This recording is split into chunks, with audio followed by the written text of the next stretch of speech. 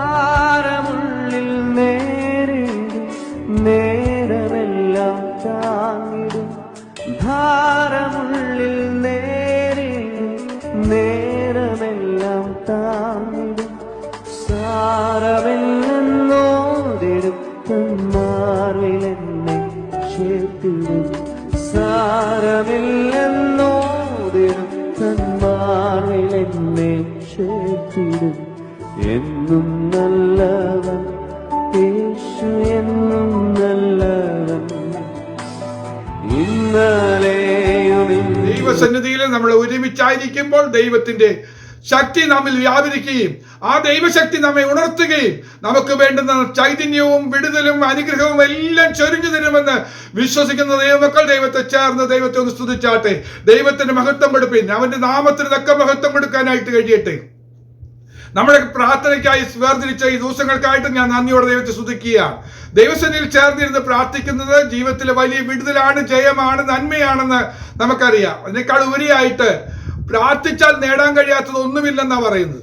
ഒന്നും കൂടെ പറഞ്ഞാൽ പ്രാർത്ഥിച്ച് ചിലത് നേടിയെടുക്കണം. നമ്മുടെ അപ്പനോട് ചില കാര്യങ്ങളൊന്ന് പറഞ്ഞ് നമ്മൾ നേടണം. കാലേബിന്റെ മകൾ അക്സ പോയി അപ്പനോട് പറയുന്നത്, എന്നെ തെക്കദേശത്തേക്കല്ലോ കല്യാണം കഴിച്ച് വിട്ടിരിക്കുന്നത്, എനിക്ക് നീരുറവുകളെ വേണമെന്നാ പറയുന്നത്. നീരുറവുകളെ വേണമെന്ന് അപ്പനോട് ചോദിക്കുമ്പോ അപ്പൻ ചില അനുഗ്രഹങ്ങൾ കൊടുക്കുകയാണ്. മലയുടെ മുകളിലും താഴെയിലും ഒക്കെ ദൈവം അവിടെ നന്മ കൊടുക്കുകയാണ്. നമ്മുടെ ജീവിതത്തിൽ നന്മയില്ലാത്ത വരണ്ടുണങ്ങിയ അനുഭവങ്ങളായി മുന്നോട്ട് പോകേണ്ടതല്ല. അതിനപ്പുറത്ത് പ്രാർത്ഥനയാൽ ഈ വരൾച്ചയെല്ലാം മാറി ഉറവ ദൈവം തുറന്നു തരാൻ പോകുക. ചില ഉറവയില്ലാതെ നമുക്ക് മുന്നോട്ട് പോകാൻ കഴിയില്ല. നമ്മെ ആക്കിയിരിക്കുന്ന ഇടത്ത്, തെക്കേ ദേശത്താണെങ്കിലും വടക്കേ ദേശത്താണെങ്കിലും എവിടെയാണെങ്കിലും അവിടെ നമ്മൾ വരണ്ടു ഉണങ്ങി പോകേണ്ടവരല്ല, ഫലമില്ലാത്തവരായി പോകരുത്. ഒരു നീരുറവ ഇല്ലെങ്കിൽ നമ്മൾ ഫലമില്ലാത്തവരായി മാറും. ഫലപ്രദമായ നമ്മുടെ ജീവിതം ഒന്ന് മുന്നോട്ട് പോകണ്ടേ? ക്രിസ്തീയ ജീവിതം മുന്നോട്ട് കൊണ്ടുപോകുമ്പോൾ ഒരു പ്രയോജനമില്ലാത്ത ഉണക്കം ജീവിതമല്ല നമ്മളെ കുറിച്ച് ദൈവം ആഗ്രഹിക്കുന്നത്. നമ്മെ അനുഗ്രഹിക്കാൻ അവൻ വിശ്വസ്തനാണ്. പ്രാർത്ഥിച്ച് അനുഗ്രഹം നേടേണ്ടത് ആവശ്യമാണ്. പ്രാർത്ഥനയിൽ ഇന്നേ ദിവസം നമ്മൾ പ്രാർത്ഥിക്കാൻ പോകുന്നത് ചില പ്രാർത്ഥനാവിഷയങ്ങൾ പറഞ്ഞ് പ്രാർത്ഥിക്കാൻ പോവുകയാണ്. എന്താ പറയാൻ പോകുന്നത്? യാക്കോബിന്റെ ജീവിതത്തിൽ പ്രതിസന്ധി വന്നിരിക്കുക. പിന്നിൽ നിന്ന് ലാബാനും മക്കളും കൂടെ വന്നിരിക്കുക. മുന്നിൽ നിന്ന് ഏശാവ് വരുന്നുണ്ട്. പ്രതിസന്ധി എല്ലാം വന്നപ്പോൾ അവൻ മുട്ടുമടക്കി പ്രാർത്ഥിക്കാൻ ആരംഭിച്ചു. ദൈവമക്കളെ, ദൈവസന്നിധിയിൽ മുട്ടുമടക്കിയിരിക്കുന്ന ദൈവമക്കൾക്ക് ചില പ്രാർത്ഥനാവിഷയങ്ങൾ ഉരുത്തിരിഞ്ഞു വരുന്നുണ്ട്. നമ്മൾ പറയുന്നത് പിന്നിലെ വിഷയമോ പിന്നിൽ നിന്ന് വരുന്ന ശത്രുവിനെ കുറിച്ചോ മുന്നിൽ നിന്ന് വരുന്ന ശത്രുവിനെ കുറിച്ചല്ല പറയുന്നത്. യാക്കോബ് പറഞ്ഞത്, എന്നെ ഒന്ന് അനുഗ്രഹിക്കണം. പ്രാർത്ഥനയിലൂടെ നമുക്ക് ആവശ്യപ്പെടാൻ ആഗ്രഹിക്കുന്നത് മറ്റൊന്നുമല്ല, ഒരു അനുഗ്രഹം നമ്മൾ ഇന്ന് പ്രാപിച്ചെടുക്കണം. പ്രാർത്ഥനയിലൂടെ അനുഗ്രഹം പ്രാപിക്കാൻ കഴിയുമെന്ന് വിശ്വസിക്കുന്ന ദൈവമക്കളെ, നമ്മുടെ പ്രാർത്ഥന അനുഗ്രഹം ഏറ്റുവാങ്ങാതെ ഇന്ന് അവസാനിക്കുകയില്ല. വിശ്വാസത്തോടെ ദൈവസന്നിധിയിൽ പ്രാർത്ഥനയോടെ ഇരിക്കുന്ന ദൈവമക്കൾ ഇന്ന് അനുഗ്രഹം പ്രാപിച്ച് മാത്രമേ എഴുന്നേറ്റ് പോകുകയുള്ളൂ. അങ്ങനെയെങ്കിൽ എന്നെ മുന്നിലിരുന്ന് എന്നെ കേൾക്കുന്ന എല്ലാവരോടും എനിക്ക് പറയാനുള്ളത്, ഈ ദൈവിക ദൂതിന്റെ മുന്നിൽ നമ്മൾ തന്നെ ഒന്ന് സമർപ്പിക്കാൻ കഴിയട്ടെ. കർത്താവേ, എന്നെ അനുഗ്രഹിച്ചല്ലാതെ വിഷയങ്ങളുടെ മധ്യത്തിൽ ദൈവം അനുഗ്രഹിക്കാൻ തയ്യാറാ. ഹന്നയുടെ ജീവിതത്തിൽ പ്രതിസന്ധിയുണ്ട്. പക്ഷെ അവൾ പ്രാർത്ഥനയിലൂടെ ചോദിച്ചു വാങ്ങിയപ്പോൾ അവൾക്ക് അനുഗ്രഹം ലഭിച്ചു. തലമുറയുടെ മേൽ അനുഗ്രഹം പകരുന്ന ദൈവമാ. നമ്മുടെ വിഷയങ്ങളുടെ മധ്യത്തിൽ, നമ്മുടെ സമ്പത്തിന്റെ മധ്യത്തിൽ, ആരോഗ്യത്തിന്റെ മധ്യത്തിൽ എല്ലാറ്റിലും ദൈവം അനുഗ്രഹം പകരാൻ തയ്യാറാ. പക്ഷെ ഒരു കാര്യം നമ്മൾ മനസ്സിലാക്കണം, പ്രാർത്ഥിച്ചു വേണം അനുഗ്രഹം പ്രാപിപ്പാൻ. പ്രാർത്ഥനയോടെ എത്ര പേർ തയ്യാറുണ്ട്? പ്രാർത്ഥനയോടെ ഒരു അനുഗ്രഹം വേണമെന്ന് ആഗ്രഹിക്കുന്നുവെങ്കിൽ ഇന്ന് ദൈവം നമ്മെ അനുഗ്രഹിക്കാൻ പോവുകയാണ്. ഇന്ന് നമ്മൾ പ്രാർത്ഥിച്ച് നേടേണ്ട ചില അനുഗ്രഹങ്ങളെ കുറിച്ച് പറയാനാണ് ഞാൻ താല്പര്യപ്പെടുന്നത്. ആ അനുഗ്രഹങ്ങൾ നമ്മുടെ ജീവിതത്തിൽ വന്നാൽ, ഈ പ്രാർത്ഥനയിലൂടെ നമ്മുടെ ജീവിതത്തിൽ വന്നാൽ നമുക്ക് വലിയ മാറ്റങ്ങൾ ഉണ്ടാകും. വായിക്കാം, ഇന്നത്തെ തിരുവചന ധ്യാനത്തിനായിട്ട് വായിക്കാം. ഉൽപ്പത്തി പുസ്തകത്തിലേക്ക് കടന്നു വരാം. 41-ാമത്തെ അധ്യായം 52-ാമത്തെ വാക്യം. Genesis chapter 41:52. ആ വാക്യം ഞാൻ വായിക്കാം. സങ്കടദേശത്ത് ദൈവം എന്നെ വർദ്ധിപ്പിച്ചു എന്ന് പറഞ്ഞ് അവൻ രണ്ടാമത്തവനെ എഫ്രൈം എന്ന് പേരിട്ടു. വായിച്ച ഭാഗം നമുക്ക് പരിചയമുള്ള ഭാഗമാണ്. ജോസഫ് തന്റെ മകന് പേരിട്ട കാര്യമാണ് പറയുന്നത്. മൂത്ത മകൻ മനശ്ശെ, രണ്ടാമത്തെ മകന് പേരിട്ടു എഫ്രൈം. ആ പേരിന്റെ അർത്ഥം ഇരട്ടി ഫലം അല്ലെങ്കിൽ അധികം ഫലസമൃദ്ധി എന്നാണ് അർത്ഥം. അവൻ പറയുകയാണ്, സങ്കടദേശത്ത് എന്നെ വർദ്ധിപ്പിച്ചു, ദൈവം എന്നെ വർദ്ധിപ്പിച്ചു. ജീവിതത്തിന്റെ പ്രതിസന്ധിയിൽ, സങ്കട അനുഭവങ്ങളിൽ, വിഷമഘട്ടങ്ങളിൽ ആയിരിക്കുമ്പോൾ ദൈവമക്കൾക്ക് ഇന്ന് പറയാനുള്ള കാര്യം, പ്രാർത്ഥനയാൽ എൻ്റെ അവസ്ഥ മാറാൻ പോകുക. ഈ സങ്കട അവസ്ഥയിൽ നിന്ന്, എന്റെ ജീവിതത്തിലെ വരണ്ട അനുഭവങ്ങളിൽ നിന്ന് എനിക്കൊരു മാറ്റം തന്ന് ദൈവം എന്നെ വർദ്ധിപ്പിക്കാൻ പോവുകയാണ്. എന്റെ ദൈവം വർദ്ധിപ്പിക്കാൻ പോവുകയാണ്. മൂത്ത മകനുണ്ടായി, അവന്റെ പേര് മനുഷ്യയാണ്.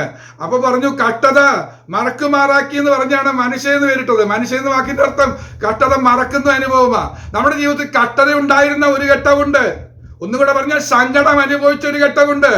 ഈ ഘട്ടം ഒന്ന് മാറ്റാൻ വേണ്ടിയായിരുന്നു നമ്മുടെ പ്രാർത്ഥന. എന്താ നമ്മുടെ പ്രാർത്ഥന? ജീവിതത്തിലെ കഷ്ടതകൾക്ക് ഒരു പരിഹാരം വന്നിട്ട്, ഹല്ലേലൂയ, സങ്കടങ്ങൾക്ക്, നമ്മൾ ആയിരിക്കുന്ന അവസ്ഥയിൽ ദിവസവും സങ്കടപ്പെടുന്ന, എണ്ണി പറക്കുന്ന, വിഷമിച്ച് നിരാശപ്പെടുന്ന, ഭാരപ്പെടുന്ന വിഷയങ്ങളുടെ ഒരു അറുതി വരുന്ന ദിവസമാണ്. ഹല്ലേലൂയ. രണ്ടാമത്തവൻ ജനിച്ചപ്പോൾ എഫ്രൈം എന്ന് പേരിട്ടു. അവൻ പറയുക, ഇവൻ വന്നോടുകൂടെ എന്റെ ജീവിതത്തിൽ ഒരു മാറ്റം വന്നിരിക്കുക. എന്നെ ഈ സങ്കടദേശത്ത് ദൈവം എന്നെ വർദ്ധിപ്പിച്ചിരിക്കുകയാണ്. സങ്കടദേശത്തെ എന്നെ വർദ്ധിപ്പിച്ചിരിക്കുകയാണ്. ഇന്ന് നമ്മൾ പ്രാപിക്കാൻ പോകുന്നത് ഈ അനുഗ്രഹമാണ്. ഈ അനുഗ്രഹത്തിന് വേണ്ടി നമ്മൾ പ്രാർത്ഥിക്കാൻ പോകുന്നത്, കർത്താവേ, എന്റെ ജീവിതത്തിൽ സങ്കട അനുഭവങ്ങൾ, കഷ്ടത്തിന്റെ അനുഭവങ്ങൾ, ഞെരുക്കത്തിന്റെ അനുഭവങ്ങൾ, ഞാൻ മുന്നോട്ട് പോയ ചില നാളുകളുണ്ട്. എന്നാൽ അതിനൊരു അറുതി വരുത്തി, അതിനൊരു പരിഹാരം വരുത്തി, ആ പരിഹാരം പ്രാപിച്ച് ഞാൻ ജയം പ്രാപിപ്പാൻ ആഗ്രഹിക്കുകയാണ്. അങ്ങനെയെങ്കിൽ ഇത് യോസഫിന്റെ കാര്യമല്ലേ എന്ന് പറഞ്ഞ് നമ്മൾ തള്ളിക്കളയരുത്. Pastor K C. ജോൺ അവരുകള് പലപ്പോഴും പഠിപ്പിക്കുമ്പോൾ പറഞ്ഞിട്ടുള്ളൊരു കാര്യം ഞാൻ എപ്പോഴും ഓർക്കുകയാണ്. അദ്ദേഹം പറഞ്ഞിട്ടുള്ളൊരു കാര്യം, വേദപുസ്തകത്തിൽ നോക്കിയപ്പോൾ ജോസഫിന്റെ അനുഗ്രഹത്തെക്കുറിച്ചും അല്ലെങ്കിൽ ദാവീദിന്റെ അനുഗ്രഹത്തെക്കുറിച്ചും മറ്റു പലരുടെയും കാര്യങ്ങളൊക്കെ പറഞ്ഞിരിക്കുന്നത്, ഹന്നയുടെ കാര്യമൊക്കെ പറഞ്ഞിരിക്കുന്നത്. ഇത് നമ്മളും തമ്മിൽ എന്താ ബന്ധമെന്നൊക്കെ ചോദിച്ച് നമ്മൾ വെറുതെ ഉഴപ്പിക്കളഞ്ഞാൽ നമുക്ക് കിട്ടില്ല. എന്താ കാരണം? അത് അവരുടെ പേരിലില്ലെന്ന് പറഞ്ഞ് നിൽക്കുക. എന്നാൽ അദ്ദേഹം പറഞ്ഞൊരു കാര്യം ഇതാണ്, ഒരു വസ്തു വാങ്ങിക്കഴിഞ്ഞാൽ ആ വസ്തു വാങ്ങിയ പ്രമാണത്തിനകത്ത് ഇങ്ങനെ എഴുതും, പോക്കുവരവ് നടത്തി കരമടച്ച് പേരിൽ കൂട്ടേണ്ടതാണ്. ഈ വാഗ്ദത്ത വചനങ്ങൾ കേൾക്കുമ്പോൾ ചെയ്യേണ്ട രീതി ഇതാണെന്ന് അദ്ദേഹം പറയാറുണ്ട്. ഇത് ജോസഫിന്റെ ആകട്ടെ, ദാവീദിന്റെ ആകട്ടെ, ആരുടെയെങ്കിലും ആകട്ടെ, അത് എന്റെ പേരിൽ ഒന്ന് കൂട്ടേണ്ടതുണ്ട്. എങ്ങനെയാണ്? കരമടച്ച് അത് എന്റെ പേരിൽ ഒന്ന് കൂട്ടിയെങ്കിൽ മാത്രമേ എനിക്കത് അവകാശമാക്കാൻ കഴിയുള്ളൂ. അങ്ങനെയാണെങ്കിൽ ഈ വേദപുസ്തകത്തിലെ അനുഗ്രഹങ്ങൾ, നന്മകൾ എല്ലാം നമുക്ക് അവകാശമാക്കാൻ പറ്റുന്നതാണ്. പക്ഷെ നമ്മളൊന്ന് കരമടയ്ക്കണം. കരമടയ്ക്കാന്ന് പറഞ്ഞു കഴിഞ്ഞാൽ നീതി കൊടുക്കാന്നാണ് അവിടുത്തെ അർത്ഥം. നമ്മളിവിടെ പറയാൻ പോകുന്നത്, ഒന്ന് കൈയടിച്ച്, അതൊരു ആമേൻ പറഞ്ഞ്, ഒരു സ്തോത്രം പറഞ്ഞ്, ഒരു യെസ് പറഞ്ഞ്, ഇത് എനിക്ക് വേണമെന്ന് പറഞ്ഞുകൊണ്ട് നമ്മുടെ പേരിലൊന്ന് കൂട്ടിയേ, ഇത് എനിക്കുള്ള അനുഗ്രഹമാണ്, എന്റെ കുടുംബത്തിനുള്ള അനുഗ്രഹമാണ്, എന്റെ ജീവിതത്തെ മാറ്റിമറിക്കാൻ കഴിയുന്ന ദൈവശക്തിയാണെന്ന് വിശ്വസിച്ചുകൊണ്ട് സ്തോത്രം പറഞ്ഞു തുടങ്ങ്. സ്തോത്രം പറഞ്ഞു തുടങ്ങ്. അത് നമ്മുടേതായി മാറും. അത് മറ്റുള്ളവർക്ക് വിട്ടുകൊടുക്കരുത്. അത് നമ്മുടേതായി മാറണം. അങ്ങനെയെങ്കിൽ നമുക്ക് വായിക്കാം, ഈ ജോസഫിന്റെ ജീവിതാനുഭവത്തിൽ ദൈവം കൊടുത്ത ചില അനുഗ്രഹങ്ങളുണ്ട്. അത് നമ്മുടെ അനുഗ്രഹമാക്കി നമ്മുടെ പേരിൽ എഴുതാൻ പോകുക. അപ്പൊ അതൊന്നും നമ്മൾ വായിച്ചു കേൾക്കണ്ടേ? അതൊന്ന് വായിച്ചു കേൾക്കാം. ആരെങ്കിലും എന്നെ ഒന്ന് വായിച്ച് സഹായിക്കണം. ഉൽപ്പത്തി പുസ്തകം 49-ാമത്തെ അധ്യായം, ജെനസിസ് ചാപ്റ്റർ 49, 22-26, 22 മുതൽ 26 വരെയുള്ള വാക്യങ്ങൾ. യോസേഫ് ഫലപ്രദമായ ഒരു വൃക്ഷം, നീരുറപ്പിനരികെ ഫലപ്രദമായ ഒരു വൃക്ഷം തന്നെ. അതിന്റെ കൊമ്പുകൾ മതിലിന്മേൽ പടരുന്നു. വില്ലാളികൾ അവനെ വിശ്രമിപ്പിച്ചു. അവർ എയ്ത് അവനോട് പൊരുതുന്നു. അവന്റെ വില്ല് ഉറപ്പോടെ നിന്നു. അവന്റെ ഭുജം യാക്കോബിൻ വല്ലഭന്റെ കൈയാൽ ബലപ്പെട്ടു. ഇസ്രായേലിന്റെ പാറയായ ഇടയന്റെ നാമത്താൽ തന്നെ. അടുത്തും കൂടെ, നിൻ പിതാവിന്റെ ദൈവത്താൽ അവൻ നിന്നെ സഹായിക്കും. സർവശക്തനാൽ തന്നെ അവൻ മീതെ ആകാശത്തിന്റെ അനുഗ്രഹങ്ങളാലും താഴെ കിടക്കുന്ന ആഴത്തിന്റെ അനുഗ്രഹങ്ങളാലും മൂലയുടെയും ഗർഭത്തിന്റെയും അനുഗ്രഹങ്ങളാലും നിന്നെ അനുഗ്രഹിക്കും. അടുത്ത കാര്യം കൂടെ, നിന്റെ പിതാവിന്റെ അനുഗ്രഹങ്ങൾ ജനകന്മാരുടെ അനുഗ്രഹങ്ങൾക്ക് മീതെ ശാശ്വത ഗിരികളുടെ അറ്റത്തോളം പ്രബലപ്പെട്ട് അവ യോസേഫിന്റെ തലയിലും തന്റെ സഹോദരന്മാരിൽ പ്രഭുവായവന്റെ നെറുകയിലും വരും. ജോസഫിന്റെ തലയിൽ ജോസഫിന്റെ തലയിൽ വന്ന ചില അനുഗ്രഹങ്ങളാണ് ഇവിടെ പറഞ്ഞിരിക്കുന്നത്. നല്ല പരിചയമുള്ള വാക്യങ്ങളാണ്. യാക്കോബ് തന്റെ മകനെ അനുഗ്രഹിക്കുന്ന, യോസഫിനെ അനുഗ്രഹിക്കുന്ന, മക്കളെ അനുഗ്രഹിക്കുന്നവനായി മാറുകയാണ്. എവിടെ വെച്ചാണ്? യബോക്ക് കടവിന്റെ തീരത്ത് വെച്ച് അവനൊന്ന് പ്രാർത്ഥിച്ചു. യാക്കോബ് പ്രാർത്ഥിച്ചു, എന്നെ അനുഗ്രഹിച്ചല്ലാതെ ഞാൻ നിന്നെ വിടുകയില്ലെന്ന് പറഞ്ഞുകൊണ്ട് പ്രാർത്ഥനയിലൂടെ അനുഗ്രഹം ഏറ്റുവാങ്ങിയവനെ ദൈവം കൊടുത്തൊരു കൃപയാണ്. തുടർന്ന് മറ്റുള്ളവരെ അനുഗ്രഹിക്കാനുള്ള കൃപ അവനിൽ വന്നു. എന്ന് പറഞ്ഞാൽ അവന്റെ ജീവിതത്തിൽ അനുഗ്രഹം കൊണ്ട് നിറഞ്ഞു കവിഞ്ഞു. ആ അനുഗ്രഹമാണ് ചൊരിഞ്ഞു കൊടുത്തത്. അങ്ങനെയാണെങ്കിൽ ജോസഫിന്റെ ശിരസിലേക്ക് വന്ന അനുഗ്രഹം ഇന്ന് നമ്മൾ പ്രാർത്ഥനയോടെ കർത്താവിനോട് പറയുക, കർത്താവേ, ഇവിടെ പറഞ്ഞിരിക്കുന്ന 10 അനുഗ്രഹങ്ങളും എന്റെ ശിരസിലേക്ക്, എന്റെ ഭവനത്തിലേക്കൊന്ന് പെയ്തിറങ്ങണം. അത് എന്റെ അനുഗ്രഹമായി മാറണമെന്നാണ് നമുക്ക് പറഞ്ഞ് പ്രാർത്ഥിക്കാനുള്ളത്. ഇവിടെ പറയുന്നത് ജോസഫിനെ കുറിച്ച് പറയുന്നത്, ജോസഫ് ഫലപ്രദമായ വൃക്ഷമായിരുന്നു എന്ന് പറയുന്നത്. നമ്മുടെ പ്രാർത്ഥന വിഷയത നമ്മുടെ ജീവിതം ഫലപ്രദമാകണം. ഒരു ഫ്രൂട്ട്ഫുൾ ക്രിസ്ത്യൻ ലൈഫായിട്ട് നമ്മളൊന്ന് മാറണം. അങ്ങനെയുള്ള ഒരു ബ്ലെസ്സിങ് നമുക്ക് ഇന്ന് ആവശ്യമാണ്. ഫ്രൂട്ട്ഫുൾ ആയിട്ടുള്ള നമ്മുടെ ജീവിതം കൊണ്ട് ഒരു പ്രയോജനമില്ല. എത്ര നാൾ ജീവിച്ചു, എന്താ പ്രയോജനം? ഒരു ക്രിസ്ത്യാനിയാണെന്ന് പറഞ്ഞ്, ഒരു ദൈവമകനാണെന്ന് പറഞ്ഞ്, ഒരു ദൈവമകളാണെന്ന് പറഞ്ഞ് ജീവിച്ചു, എന്നാൽ അതിൻ്റെ ഒരു നന്മയും കണ്ടില്ല. ഞാൻ സാധാരണക്കാരനെ പോലെ സാധാരണക്കാരനായി മാറി. എന്നാൽ അതിൽ നിന്ന് വ്യത്യസ്തമായ ഒരു അനുഭവം തരുവാൻ നമ്മുടെ ദൈവം വിശ്വസ്തനാണ്. എന്താണ്? ജീവിതം ഫലപ്രദമായി തീരാൻ പോവുകയാണ്. അവൻ ഫലപ്രദമായി തീരാനുള്ള കാരണം അവനിലേക്ക് പകർന്ന അഭിഷേകത്തിന്റെ അനുഗ്രഹമാണ്. ഇന്ന് ഈ അഭിഷേകം നമ്മൾ പ്രാപിക്കാൻ പോകുക. അനുഗ്രഹത്തിന്റെ അഭിഷേകം നമ്മൾ പ്രാപിക്കാൻ പോകുക. അഭിഷേകത്തിന്റെ വിവിധ തലങ്ങളുണ്ട്. അതിലെ ഏറ്റവും പ്രധാനപ്പെട്ടതാണ് അനുഗ്രഹത്തിന്റെ അഭിഷേകം. അനുഗ്രഹം നമ്മുടെ മേലെ ചൊരിഞ്ഞു വന്നാൽ നമ്മൾ വിജയിക്കാൻ തന്നെ ചെയ്യും. ഇവിടെ പറയുകയാണ്, അവന് വേണ്ടി, അവൻ ഫലപ്രദമായി തീരാൻ വേണ്ടി ദൈവം ചെയ്ത കാര്യങ്ങൾ പറയുകയാണ്. ഒന്ന്, അവന് നീരുറവ തുറന്നു കൊടുത്തു. ഒന്നാമത്തെ അനുഗ്രഹം, ഒരു നീരുറവ തുറന്നു കിട്ടി. ഇല്ലെങ്കിൽ ഫലപ്രദമാകില്ല, ഉണങ്ങി വരണ്ടു പോകും. നമ്മുടെ ജീവിത അനുഭവങ്ങൾ ഉണങ്ങി വരണ്ടു പോകാനുള്ളതല്ല. അത് ദൈവാനുഗ്രഹത്താൽ മുന്നോട്ട് വരണമെങ്കിൽ ഒരു ഉറവ വേണം, നീരുറവ. എന്താ നീരുറവ? അത് മറ്റൊന്നുമല്ല, ഫലപ്രദമായി മാറാനുള്ള നീരുറവ അത് ആത്മാവിന്റെ ഒരു ചലനമാണ്. കർത്താവേ, ചോദിക്കുന്നവർക്ക് ധാരാളമായി കൊടുക്കുന്നേ ആത്മാവിന്റെ നദി എന്നിലേക്ക് ഒന്ന് ഒഴുകണമേ. അതിന്റെ തീരത്തെന്നും വസിപ്പാൻ എനിക്ക് ആഗ്രഹമുണ്ട്. എന്നാ അങ്ങനെയാണെങ്കിൽ വരൾച്ചയുള്ളപ്പോഴും വാടിയില്ല. രണ്ടാമത്തെ അനുഗ്രഹം എന്ന് പറഞ്ഞാൽ ജോസഫ് ഒരു നീരുറവ ദൈവം കൊടുത്തു. 2, അവൻ വരൾച്ചയുണ്ടെങ്കിലും അവൻ വാടുകയില്ല. കാരണം എന്താ? നീരുറവിന് അടിയിലാണ് അവന് നട്ടിരിക്കുന്നത്. അതുകൊണ്ട് അവൻ ഫലപ്രദമായി തീർന്നു. വെള്ളം വലിച്ചു കുടിക്കുമ്പോ വരൾച്ച നമ്മുടെ ജീവിതത്തിൽ നിന്ന് മാറട്ടെ. പല വരൾച്ചകളും നമുക്കുണ്ടായിട്ടുണ്ട്, പല ഉണക്ക അനുഭവങ്ങൾ ഉണ്ടായിട്ടുണ്ട്, പരാജയങ്ങൾ ഉണ്ടായിട്ടുണ്ട്, നിരാശ വന്നിട്ടുണ്ട്. ഇതെല്ലാം മാറ്റിയെടുക്കുവാൻ ദൈവത്തിന്റെ അനുഗ്രഹം ഇന്ന് നമ്മുടെ ശിരസിലേക്ക് ചൊരിയുവാൻ അവൻ ആഗ്രഹിക്കുകയാണ്. എന്നിട്ട് അവിടെ പറയുകയാണ്, അവന്റെ മുന്നിൽ വന്നിരിക്കുന്നതെന്ന് അറിയോ? മതില് വന്നിട്ടുണ്ടെന്നാ പറയുന്നത്. ശത്രു മതില് പണിയുകയാണ്. അനുഗ്രഹം പ്രാപിക്കാനായിട്ട് ആഗ്രഹിക്കുന്ന സമയത്ത് തടസ്സം കൊണ്ടുവരുന്ന ശത്രു മതില് കെട്ടും.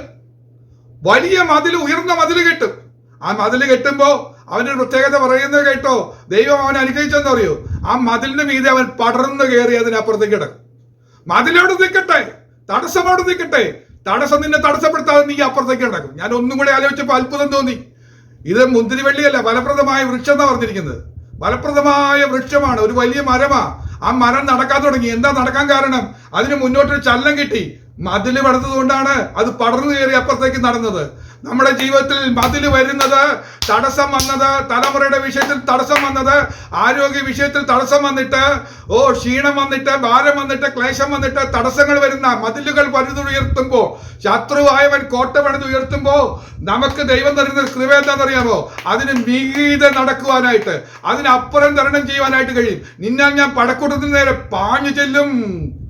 ഹല്ലേലൂയ! പാഞ്ഞു ചെല്ലും. പടക്കൂട്ടം കണ്ടാലും പേടിക്കില്ല, മതില് കണ്ടാലും പേടിക്കില്ല. ചാടിക്കടക്കുമെന്നാ പറഞ്ഞത്, ചാടിക്കടക്കുമെന്ന ഭക്തൻ പറയുന്നത്.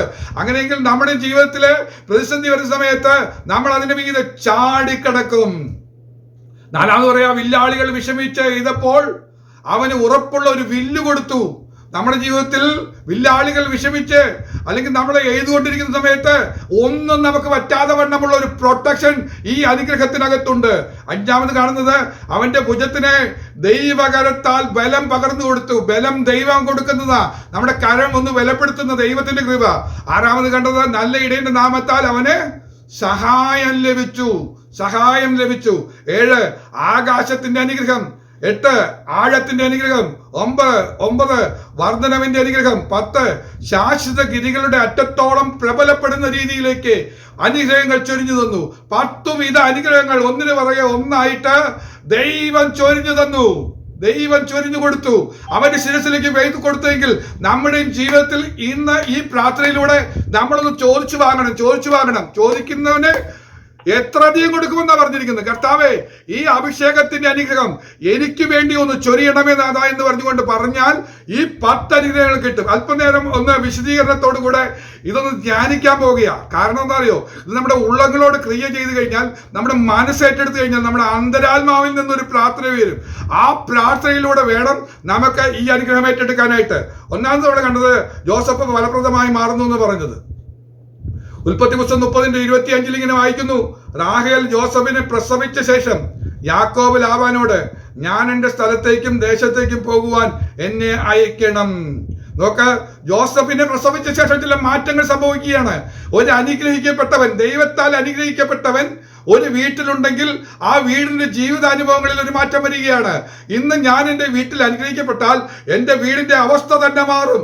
ഇതുവരെ യഥാർത്ഥ അനുഭവങ്ങളിലേക്ക് വന്നിട്ടില്ലെങ്കിൽ ഇന്ന് അതിന്റെ ദിവസമാണെന്ന് ചിന്തിച്ചുകൊണ്ട് ആ ദൈവിക അവസ്ഥയിലേക്ക്, ആ ദൈവകൃപയിലേക്ക് ഒന്ന് മടങ്ങി വരുവാൻ ഞാൻ ആഹ്വാനം ചെയ്യുകയാണ്. ഇവിടെ നോക്കുക, ഇതുവരെ ഒരു ബന്ധനത്തിൽ വിട്ടുകിടക്കുക യാക്കോബിന്റെ ജീവിതത്തിൽ ഒരു ബന്ധനം കിടക്കുക, ഒരു കെട്ട് കിടക്കുന്നത് പോലെ. ഒന്നും കൂടെ ഞാൻ പറയാറുണ്ട്, അതിൽ ലാവാനി ബന്ധനം എന്നൊക്കെ പേരിട്ട് വിളിക്കാൻ കഴിയും. എന്താ കാരണം? തിരിച്ചറിയാൻ കഴിയുന്നുണ്ട്.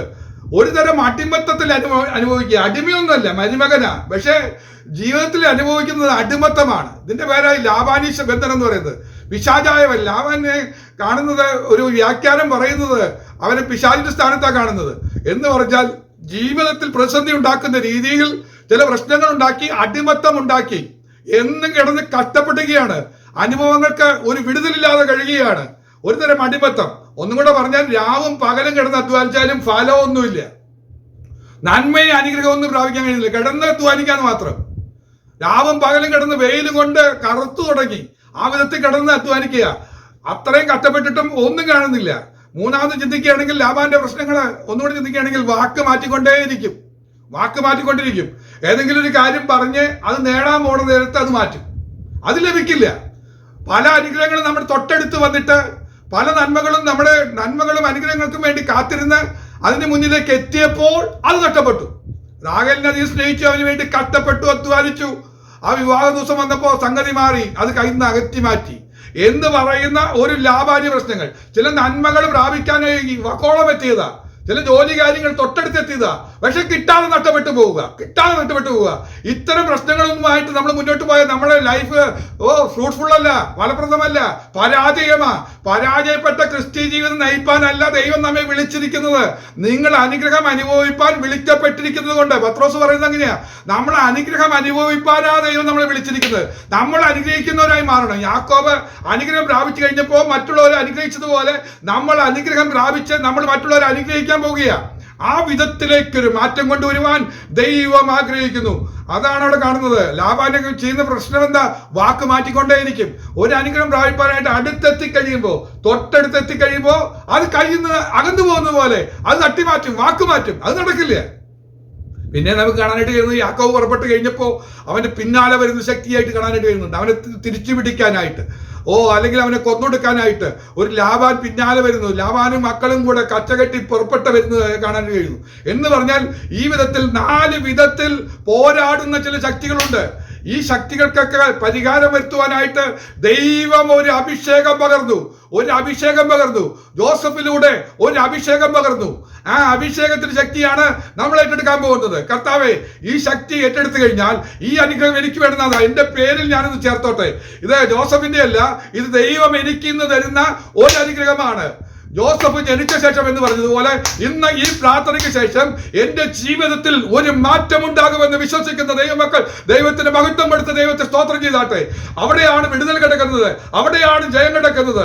ഈ പിന്നാലെ വരുന്ന ശക്തി, വാക്ക് മാറ്റുന്ന ശക്തി, രാവും പകലും അധ്വാനിച്ചാലും ഒന്നും ഉണ്ടാകാത്ത രീതിയിൽ അടിമത്തം ഉണ്ടാക്കുന്ന ഈ ദുഷ്ട അന്ധകാര വ്യാപാരത്തിന്മേൽ ജയം പ്രാപിക്കുന്ന അഭിഷേകം, ഹല്ലേലൂയ, ഒരു അനുഗ്രഹം അങ്ങ് നമ്മൾ ഏറ്റെടുക്കാൻ പോവുകയാണ്.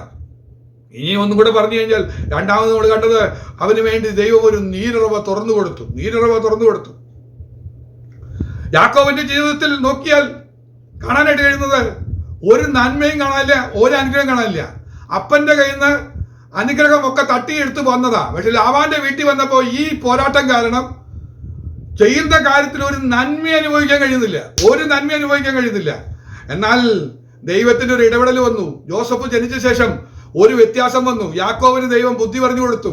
യാക്കോബ് ചോദിക്കാൻ പോവുകയാണ്, എനിക്ക് ഇനി ചിലത് വേണം, ഞാൻ ഇനി കിടന്ന് കഷ്ടപ്പെടുന്നില്ല. സിറ്റുവേഷൻ മാറുകയാണ്, ചേഞ്ച് വരാൻ പോവുക. നമ്മുടെ ജീവിതത്തിന്റെ നമ്മുടെ അവസ്ഥകൾക്ക് ചേഞ്ച് വരുത്താൻ ദൈവം ആഗ്രഹിക്കുന്നുണ്ട്. ആ ചേഞ്ച് കിട്ടിയെങ്കിൽ നടക്കുള്ളൂ. അങ്ങനെ ചേഞ്ച് കിട്ടിയപ്പോൾ എന്താ സംഭവിക്കുന്നത്? ആടിന്റെ പ്രജനന അല്ലെങ്കിൽ ആ ശാസ്ത്രം യാക്കോബിന് കിട്ടുന്നു. യാക്കോബ് ആ കാര്യങ്ങൾ ചെയ്യുന്നു. അവന്റെ ആട് പെരുകി വരുന്നു. അവൻ വലിയൊരു കൂട്ടമായി, അല്ലെങ്കിൽ 2 കൂട്ടമായി 3 കൂട്ടമായി മാറത്തക്കവണ്ണം അവന്റെ ഒരു പെരുക്കം അവിടെ സംഭവിക്കുകയാണ്. ഇതുപോലെ നന്മ പെരുകി തുടങ്ങി, വരൾച്ച മാറി തുടങ്ങി, സ്വന്തം ഭവനത്തിലെ ശൂന്യത മാറി. എന്താ കാരണം? ഒരു ഉറവ ജോസഫിന്റെ മേൽ ചൊരിഞ്ഞ അനുഗ്രഹത്തിലൂടെ ഒരു ഉറവ ഒഴുകി വന്നു. ഈ ഉറവയൊക്കെ പുറപ്പെട്ടു വരുമ്പോൾ, അല്ലെങ്കിൽ അനുഗ്രഹം ലഭിക്കുമ്പോൾ, ഒരു നന്മ ലഭിക്കുമ്പോൾ, ദൈവത്തിന്റെ ചില നന്മയിലേക്ക് കടന്നു വരുമ്പോൾ ശത്രു അത് തടയാൻ വേണ്ടി എപ്പോഴും കനാനിലേക്ക് പുറപ്പെട്ട ജനത്തിന്റെ മുന്നിൽ എരിഹോ മതിലുമായി എരിഹോ നിവാസികൾ നിന്നതുപോലെ നമ്മുടെ ജീവിതത്തിൽ ചില പ്രതിസന്ധികൾ, ചില ഭാരങ്ങൾ, ചില ക്ലേശങ്ങൾ അത് നമ്മുടെ മുന്നിൽ എപ്പോഴും വന്നു നിന്ന് മതില് പണിത് നിൽക്കും. അഭിഷേകമുണ്ടെങ്കിൽ തടയാൻ ശത്രുവിന്റെ മതില് അവൻ പണിയും. അഭിഷേകമുള്ളവന്റെ ജീവിതത്തിൽ ഹല്ലേലൂയ, അത് തടയാൻ വേണ്ടി, ആ ഒഴുക്ക് തടയാൻ വേണ്ടി, ആ നീരറവ് തടയാൻ വേണ്ടി മതില് പണിയും. എന്നാൽ അതിന്റെ മീതെ അഭിഷേകം അവൻ ഉയർത്തും. അവൻ ഒന്നും കൂടെ പടർന്നു കയറി അപ്പുറത്തേക്ക് കിടക്കട്ടെ. ചില മതിലുകളുണ്ട്, അതോർത്ത് പേടിക്കണ്ട. ആ മതിലിന്റെ അപ്പുറത്തേക്ക് നിന്നെ കിടക്കാം. മതിൽ നിന്നെ തടഞ്ഞു വെക്കാൻ കഴിയാതെ വണ്ണം അവിടെ മുന്നോട്ട് പോകും. നമുക്ക് നോക്കാം, ജോസഫിന്റെ ജീവിതത്തിൽ മതിലുകൾ ധാരാളം വന്നിട്ടുണ്ട്. സഹോദരന്മാര് ചെയ്ത പരിപാടി എന്താന്ന് ചോദിച്ചാൽ, അവന് ഇനി മുന്നോട്ട് പോകാൻ പറ്റില്ലെന്നും പറഞ്ഞുകൊണ്ട് കിണറ്റിലെടുത്തിട്ടു. അവൻ അവിടെ കിടന്ന് ചത്തു നാറണം. അതുകൊണ്ട് അവനെ പൊട്ടക്കിണറ്റിലെടുത്തിട്ടിട്ട് അവന് മുന്നോട്ട് പോകാൻ തീരുമാനിച്ചത്. എന്നാൽ അവരെ കൊണ്ട് തന്നെ ആ മതിലിന് മീതെ അവൻ പടർന്നു കയറി. പൊട്ടക്കിണറ്റിൽ അവൻ കിടന്നില്ല. ഏതാനും മിനിറ്റുകൾക്കകം, ഏതാനും നിമിഷങ്ങൾക്കകം അവൻ അവിടുന്ന് പടർന്നു കയറി. അവൻ ചത്തു നാറാൻ വേണ്ടി കിണറ്റിലിട്ടെങ്കിൽ അവൻ പടർന്നു കയറി. എങ്ങനെയാ? സുഗന്ധ വ്യാപാരികൾക്ക് അവന് വിറ്റു എന്ന് പറഞ്ഞാൽ, നിന്നെ നാറ്റമാക്കി മാറ്റുവാനായിട്ട് ആര് മതിൽ കെട്ടിയാലും അതിനപ്പുറത്ത് കയറി നീ സുഗന്ധമായി മാറും. നിന്നെ എടുത്തുയർത്താൻ ഒരു സുഗന്ധത്തിന്റെ കരങ്ങൾ വരികയാണ്. സുഗന്ധത്തിന്റെ കരങ്ങൾ വന്ന് അവൻ അവിടുന്ന് കയറി, ആ മതിൽ കയറി. ഇനി നോക്കാം, പോത്തിഫറിന്റെ വീട്ടിൽ ചെന്നപ്പോ എന്തിനാ കൊണ്ടുപോയെന്ന് ചോദിച്ചു കഴിഞ്ഞാൽ, അടിമയാക്കാൻ വേണ്ടി മതിൽ പണിതതാ. ഒരു മതിൽ പണിത് പോത്തിഫറിന്റെ വീട്ടിൽ അടിമയാകാൻ വേണ്ടി പോയതാ. എന്നാൽ അവിടെ നമ്മൾ കണ്ടത് എന്താ? അഭിഷേകം അവനെ അവിടുത്തെ മാനേജരാക്കി മാറ്റി. ഒരു ഹൗസിന്റെ, വീടിന്റെ മാനേജരാക്കി. ആ കാര്യങ്ങളെല്ലാം നിർവഹിക്കുന്നവനാക്കി അവനെ അവിടെ മാറ്റി. ആ മതിലിന് മീതെയും അവൻ കയറി, അതിന്റെ മീതെയും കയറി. അടുത്തത് കാരാഗ്രഹത്തിൽ കൊണ്ട് ഇട്ടടച്ചിട്ടിരിക്കുക. ഇനി ഒരിക്കലും പുറത്ത് ചാടില്ലെന്ന് പറഞ്ഞുകൊണ്ട് ഒരു വലിയ വൻമതിൽ പണിതിരിക്കുക. ഏറ്റവും വലിയ മതിൽ പണിയുന്നത് എവിടെയെന്ന് ചോദിച്ചാൽ, ഈ ജയിലിന് മുന്നിലാണ് വലിയ മതിൽ പണിയുന്നത്.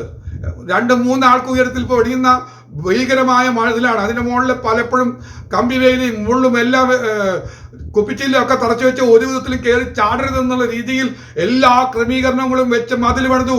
എന്നാൽ സ്ട്രോങ് മതിൽ പണിതപ്പോൾ അവിടെ കാണാനായിട്ട് കഴിയുന്നത് 39-ാം അധ്യായം 22-ാം വാക്യത്തിൽ വായിക്കുന്നത്, അവൻ സകല ബദ്ധന്മാരുടെയും വിചാരകനായി മാറി.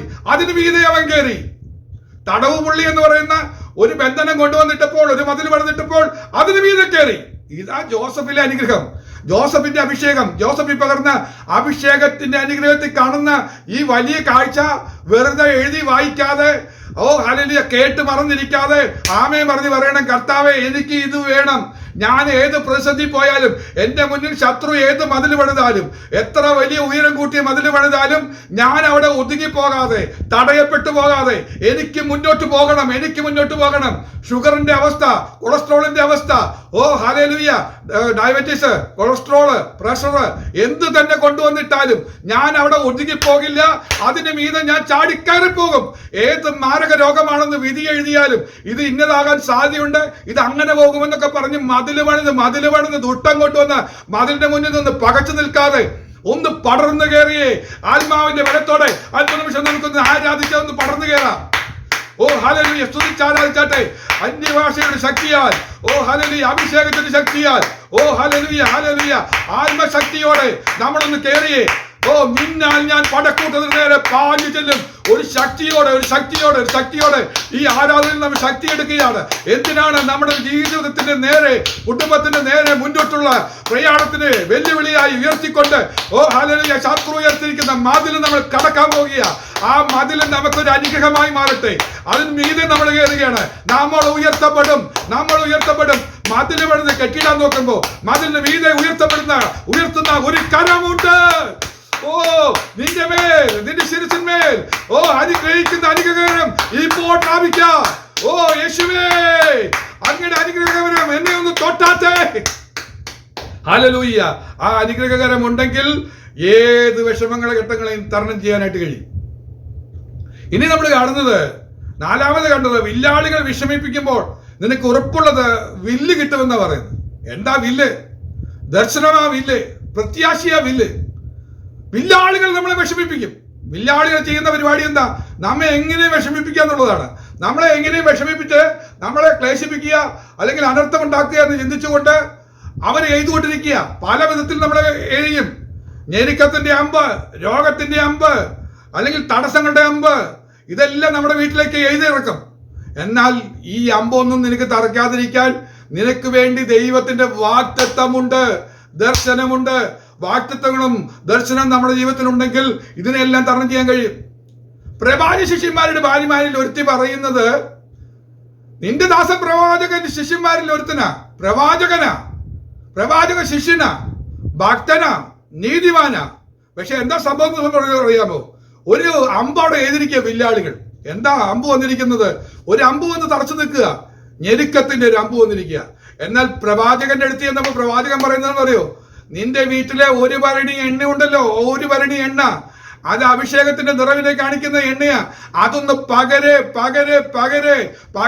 പകരുമ്പോൾ എന്താ സംഭവിക്കുന്നത്? എത്ര വലിയ വില്ലാളികൾ എറിഞ്ഞ വില്ലാണെങ്കിലും അതിനെ തരണം ചെയ്യാൻ നിനക്ക് കഴിയുമെന്ന് ആത്മാവിൽ വിശ്വസിച്ചാട്ടെ, പ്രാർത്ഥിച്ചാട്ടെ, വിശ്വാസത്തോടെ പറഞ്ഞാട്ടെ. എങ്ങനെയാ? ഒന്ന് പകർന്നാട്ടെ, അഭിഷേകം ഒന്ന് പകരപ്പെടട്ടെ. വചനം കേൾക്കുമ്പോൾ ആത്മശക്തിയോടെ ഒന്ന് പകർന്നൊഴിച്ച് എന്റെ വീട്ടിനകത്തൊന്ന് നിറയട്ടെ. എന്റെ തലമുറകൾ അടിമയായി പോകരുത്. ഓ ഹല്ലേലൂയ. അവരെ അനുഗ്രഹിക്കപ്പെടണം. അവർ നഷ്ടപ്പെട്ടു പോകരുത്. എന്റെ കടഭാരത്താൽ ഞാൻ ക്ലേശിക്കപ്പെടരുത്. ശേഷിക്കുന്നത് കൊണ്ട് ഉപജീവനം കഴിക്കത്തക്കവണ്ണം നന്മയുടെ അനുഗ്രഹത്തിലേക്ക് കയറി വന്നെങ്കിൽ, ദൈവമക്കളെ, ഇങ്ങനെ വിഷമിപ്പിക്കുന്ന ഘട്ടങ്ങൾ വരാം. വിഷമ ഘട്ടത്തിൽ ഹല്ലേലൂയ നമ്മുടെ കൃപയാക്കി മറന്നു പോകരുത്. ഓ അല്ലെ, സങ്കടദേശത്ത് എന്നെ ദൈവം വർദ്ധിപ്പിച്ചു. സങ്കടദേശത്ത് സങ്കടം കൊണ്ടുവരിക. സാമ്പത്തിക ഞെരുക്കം സങ്കടമാ, രോഗം ഒരു സങ്കടമാ, നിന്ന ഒരു സങ്കടമാ, അപമാനം ഒരു സങ്കടമാ, നമ്മെ പഴിക്കുകയും ദുഷിക്കുകയും നമ്മളെ ഒറ്റപ്പെടുത്തുകയും ഒക്കെ ചെയ്യുന്ന ചില അനുഭവങ്ങൾ, നമുക്ക് എതിരായി നിൽക്കുന്ന ചില അനുഭവങ്ങൾ എല്ലാം സങ്കടമാണെന്നേ. ഇത് അനുഭവിക്കാൻ തുടങ്ങിയിട്ട് നാളെത്രയായി? എന്നാൽ ഇന്ന് ആത്മാവിൽ വിളിച്ചു പറയട്ടെ, ഇനി നീ സങ്കടദേശത്ത് ഇനി ഇങ്ങനെ കിടക്കേണ്ടതില്ല. നിനക്കൊരു വില്ല് തരുവാൻ, ഓ ഹല്ലേലൂയ, നിനക്ക് ദർശനം തരികയാണ്. നിനക്കൊരു വാഗ്ദത്ത വചനത്തിന്റെ വില്ല് തരികയാണ്. അത് നിന്റെ കയ്യിൽ ഉള്ളിടത്തോളം കാലം നീ വിഷമിക്കേണ്ട. നിനക്ക് ജയിക്കാൻ കഴിയും. അവിടെ കൊണ്ട് അവസാനിക്കുന്നില്ല. അവന്റെ ഭുജത്തിന് ദൈവകരത്താൽ ബലം പകർന്നു. അടുത്തത് അഞ്ചാമത് നമ്മൾ വായിച്ചത് ഇങ്ങനെയാണ്, അവന്റെ ഭുജത്തിന് ദൈവകരത്താൽ ബലം പകർന്നു. ഓ, വില്ല് മാത്രമല്ല നിനക്ക് തന്നത്, നിന്റെ കൈയിന് ദൈവം എന്ത് ചെയ്യാണ്? ബലം പകരുകയാണ്. എത്ര പേർക്ക് ആവശ്യമുണ്ട്? കർത്താവേ, നിന്റെ കൈകളുടെ അധ്വാന ബലം നീ തിന്നും. നീ ഭാഗ്യവാൻ, നിനക്ക് നന്മ വരുമെന്ന വാക്യം. നിന്റെ കൈകളുടെ അധ്വാന ബലം നീ തിന്നും എന്ന് പറഞ്ഞാൽ ലോട്ടറി അടിച്ചിട്ടല്ല നീ നന്നാവാൻ പോകുന്നത്. നിന്റെ കൈകളുടെ അധ്വാന ബലം, നീ ചെയ്യുന്ന കാര്യങ്ങളിൽ എല്ലാ കാര്യത്തിലും നീ ഇറങ്ങി പുറപ്പെട്ടാലും അതിലൊരു ഫലം ഉണ്ടാകണം, റിസൾട്ട് വേണമെന്ന്. ആ റിസൾട്ട് വേണമെങ്കിൽ നിന്റെ കരം കൊണ്ട് പ്രവർത്തിക്കുന്ന കാര്യത്തിന് ദൈവകരം ഒരു ബലം പകരണം. നീ ബലഹീനായതുകൊണ്ടാണ് നിനക്ക് റിസൾട്ട് ഉണ്ടാക്കാൻ കഴിയാഞ്ഞത്. നീ ക്ഷീണിച്ച് തളർന്നു പോയതാ. കൈകാലുകൾ കൊഴിഞ്ഞിരിക്കുന്ന കാലും, ഓ ഹല്ലേലൂയ, മുടന്തുള്ള കാലുമൊക്കെ ആയിട്ട്, കൊഴിഞ്ഞ കൈയും മുടന്തുള്ള കാലുമൊക്കെ ആയിട്ട് നടക്കുക, ഉളുക്കി പോയിരിക്കുന്ന അനുഭവങ്ങളുമായിട്ട് നടക്കുക. ഇവിടെ നിന്നൊരു ജയം തരുവാൻ എന്റെ ദൈവം വിശ്വസ്തനാണ്. അതുകൊണ്ടാണ് പറഞ്ഞത്, കരത്തിന് ദൈവം ബലം തരിക. ഞാനൊരു ചിത്രം ശ്രദ്ധിക്കാനിട വന്നു. ജോസഫിന്റെ ശിരസിൽ 10 പേർക്കുള്ള ഭക്ഷണം കൊടുത്ത് കാട്ടിലേക്ക് പറഞ്ഞേക്കുന്നു. സഹോദരന്മാരുടെ ക്ഷേമം അന്വേഷിക്കാൻ വിട്ടതാ. 10 പേർക്ക് ഭക്ഷണം വിളമ്പി കൊടുക്കാനാ അവനെ പറഞ്ഞു വിട്ടത്. അപ്പൻ കൊടുത്തു വിട്ടത് 10 പേർക്കുള്ള ഭക്ഷണം, അത് വിളമ്പി കൊടുത്താൽ മതി. എന്നിട്ട് ചിരിച്ച് അവർ ക്ഷേമമൊക്കെ അന്വേഷിച്ച് പോന്നാൽ മതി. എന്നാൽ ദൈവത്തിന്റെ പദ്ധതി നിന്ന് ആലോചിച്ച് നോക്കിയേ. ആ കാര്യത്തിന് ദൈവം ഒന്ന് ബലം കൊടുത്തപ്പോ അവൻ എത്ര പേർക്ക് ഭക്ഷണം വിളമ്പി ഒന്ന് ആലോചിച്ച് നോക്കിയേ. ഒരു രാജ്യത്തിന് മുഴുവൻ അവൻ ഭക്ഷണം വിളമ്പി. ഒന്നും കൂടെ പറഞ്ഞാൽ ലോകത്താകമാനം വന്ന് സകല രാജ്യങ്ങളിലും ക്ഷാമം വന്നപ്പോൾ സകല രാജ്യക്കാർക്കും അവൻ വിളമ്പി കൊടുത്തുകൊണ്ടിരുന്നു. ദൈവം ബലം പകർന്ന 10, 100 100, 1000 1000 10,000 ലക്ഷമോ ഒന്നുമല്ല കണക്ക്. അവിടെ പറയുന്ന അനുഭവങ്ങൾ, അല്പത്തിൽ വിശ്വസ്തനായവനെ ദൈവം അധികത്തിന് വിചാരകനാക്കും, കരുത്തിന് ദൈവം ബലം പകരും. കഴിഞ്ഞ നാളുകളിൽ നമ്മൾ നോക്കി പറയുന്നു, പല ദൈവദാസന്മാരെയും വീട്ടിൽ കൊണ്ടുവന്ന് അവരെ പാർപ്പിച്ച് അവർക്ക് വേണ്ടുന്ന നന്മകളൊക്കെ പകർന്നു കൊടുത്തു. ഇന്ന് എനിക്കതിന് കഴിയാതിരിക്കുക. അങ്ങനെയല്ല അനുഗ്രഹം. കഴിഞ്ഞ നാളുകളിൽ നീ ചിലർക്ക് വിളമ്പി കൊടുത്തെങ്കിൽ അത് ഇരട്ടിയായി 10 പേർക്കെങ്കിൽ അവൻ ചെയ്യാൻ പോകുന്നത് ലക്ഷങ്ങൾക്ക് കൊടുക്കത്തക്കവണ്ണം നിന്നെ അനുഗ്രഹിക്കാൻ കഴിയുമെന്നാ പറയുന്നത്. നിന്റെ കരത്തിന് ഒരു ബലം തന്നാ പോരെ, നിന്റെ കരത്തിന് ഒരു ബലം തന്നാ പോരെ. ചില നന്മകളുടെ കരം ദൈവം തരാൻ പോകുക, ഒരു സപ്പോർട്ട് ദൈവം തരാൻ പോകുക. മനുഷ്യരുടെ സപ്പോർട്ടൊന്നും എവിടെ എത്തില്ല. മനുഷ്യരുടെ സപ്പോർട്ടൊക്കെയും പരാജയമായിട്ടിരിക്കുമ്പോൾ എന്റെ ദൈവം എന്നെ സപ്പോർട്ട് ചെയ്താൽ പ്രതിസന്ധിക്കെല്ലാം ഞാൻ പരിഹാരം വരുത്തി അനേകർക്ക് ഞാൻ ഫലപ്രദമായി മാറും. ജോസഫ് ഫലപ്രദമായ വൃക്ഷമായി മാറി. 10 പേർക്കുള്ള ഫലമായിട്ടല്ല മാറുന്നത്. എന്റെ വീടിന് ഞാനൊരു അനുഗ്രഹമാ, അവർക്ക് ഞാൻ വിളമ്പി കൊടുക്കുന്നുണ്ടെന്ന് പറയുന്ന രീതി മാറിയിട്ട് അതിനപ്പുറത്തേക്ക് ദേശത്തിന്, സഭയ്ക്ക്, വ്യക്തികൾക്ക്, കുടുംബങ്ങൾക്ക്, ചാർച്ചക്കാർക്ക് എല്ലാവർക്കും നീ ഒരു അനുഗ്രഹമായി മാറണം, നീ ഒരു ഫലപ്രദമായി മാറണം. എന്റെ ആഗ്രഹം അതാ. കർത്താവേ, ഈ നന്മ പ്രാപിച്ചേ ഞാൻ ഇന്ന് എഴുന്നേക്കുള്ളൂ. യാക്കോബ് പറഞ്ഞതുപോലെ പറയണം, ഈ പ്രാർത്ഥന കഴിഞ്ഞു പോകുമ്പോഴേക്കും എനിക്ക് ഈ അനുഗ്രഹം എന്റെ മേൽ തന്നേ പറ്റുന്നാഥാ. ഒന്ന് നിർബന്ധ ബുദ്ധിയോടെ ഒന്ന് പറഞ്ഞേ, കർത്താവേ എന്നെ ഒന്ന് അനുഗ്രഹിക്കണമെന്നും പറഞ്ഞ് ഒന്ന് നിലവിളിച്ച്. ഏശാവ് അപ്പന്റെ മുന്നിൽ നിലവിളിക്കുമ്പോ ഫലമുണ്ടായില്ല, കാരണം അപ്പന്റെ കയ്യിൽ അനുഗ്രഹം തീർന്നുപോയി. എന്നാൽ ഞാൻ കഴിഞ്ഞ ദിവസം ഓർമ്മപ്പെടുത്തിയതുപോലെ നമ്മുടെ അപ്പന്റെ കയ്യിലാണെങ്കിൽ സമൃദ്ധിയായിട്ടിരിക്കുക. എന്താ വേണ്ടത് നമ്മൾ ചോദിച്ചു മേടിച്ചാൽ മതി, അത് ലഭിക്കാൻ കഴിയും, അത് ലഭിക്കും. ആ നന്മയ്ക്ക് വേണ്ടി, ആ അനുഗ്രഹത്തിന് വേണ്ടി ദൈവമക്കളെ നമുക്കൊന്ന് ആത്മാർത്ഥമായി പ്രാർത്ഥിക്കാൻ കഴിയട്ടെ. ആത്മാർത്ഥമായി ആ പ്രാർത്ഥനയോടെ ദൈവസന്നിധിയിൽ ഒന്ന് സമർപ്പിച്ചാട്ടെ. ഇവിടെ പറയാണ്, അല്പത്തിൽ വിശ്വസ്തനായവനെ ദൈവം അധികത്തിന് വിചാരകനാക്കുന്നത് എങ്ങനെയാണ്? കരങ്ങൾക്ക് ദൈവം ബലം തന്നുകൊണ്ടാണ്. ആ ബലം ഒന്ന് ഏറ്റെടുക്കാനായിട്ട് കഴിഞ്ഞാൽ വിജയം തന്നെ ലഭിക്കും, അത് വിജയം ലഭിക്കും. നീ 6ാമത്തെ കാര്യം പറയാനായിട്ട് താല്പര്യപ്പെടുകയാണ്. അവിടെ പറയുന്നത് ഇങ്ങനെയാണ്, നല്ല ഇടയന്റെ സഹായം തരാൻ പോവുക. നല്ല ഇടയന്റെ സഹായം. എന്താ നല്ല ഇടയന്റെ സഹായം?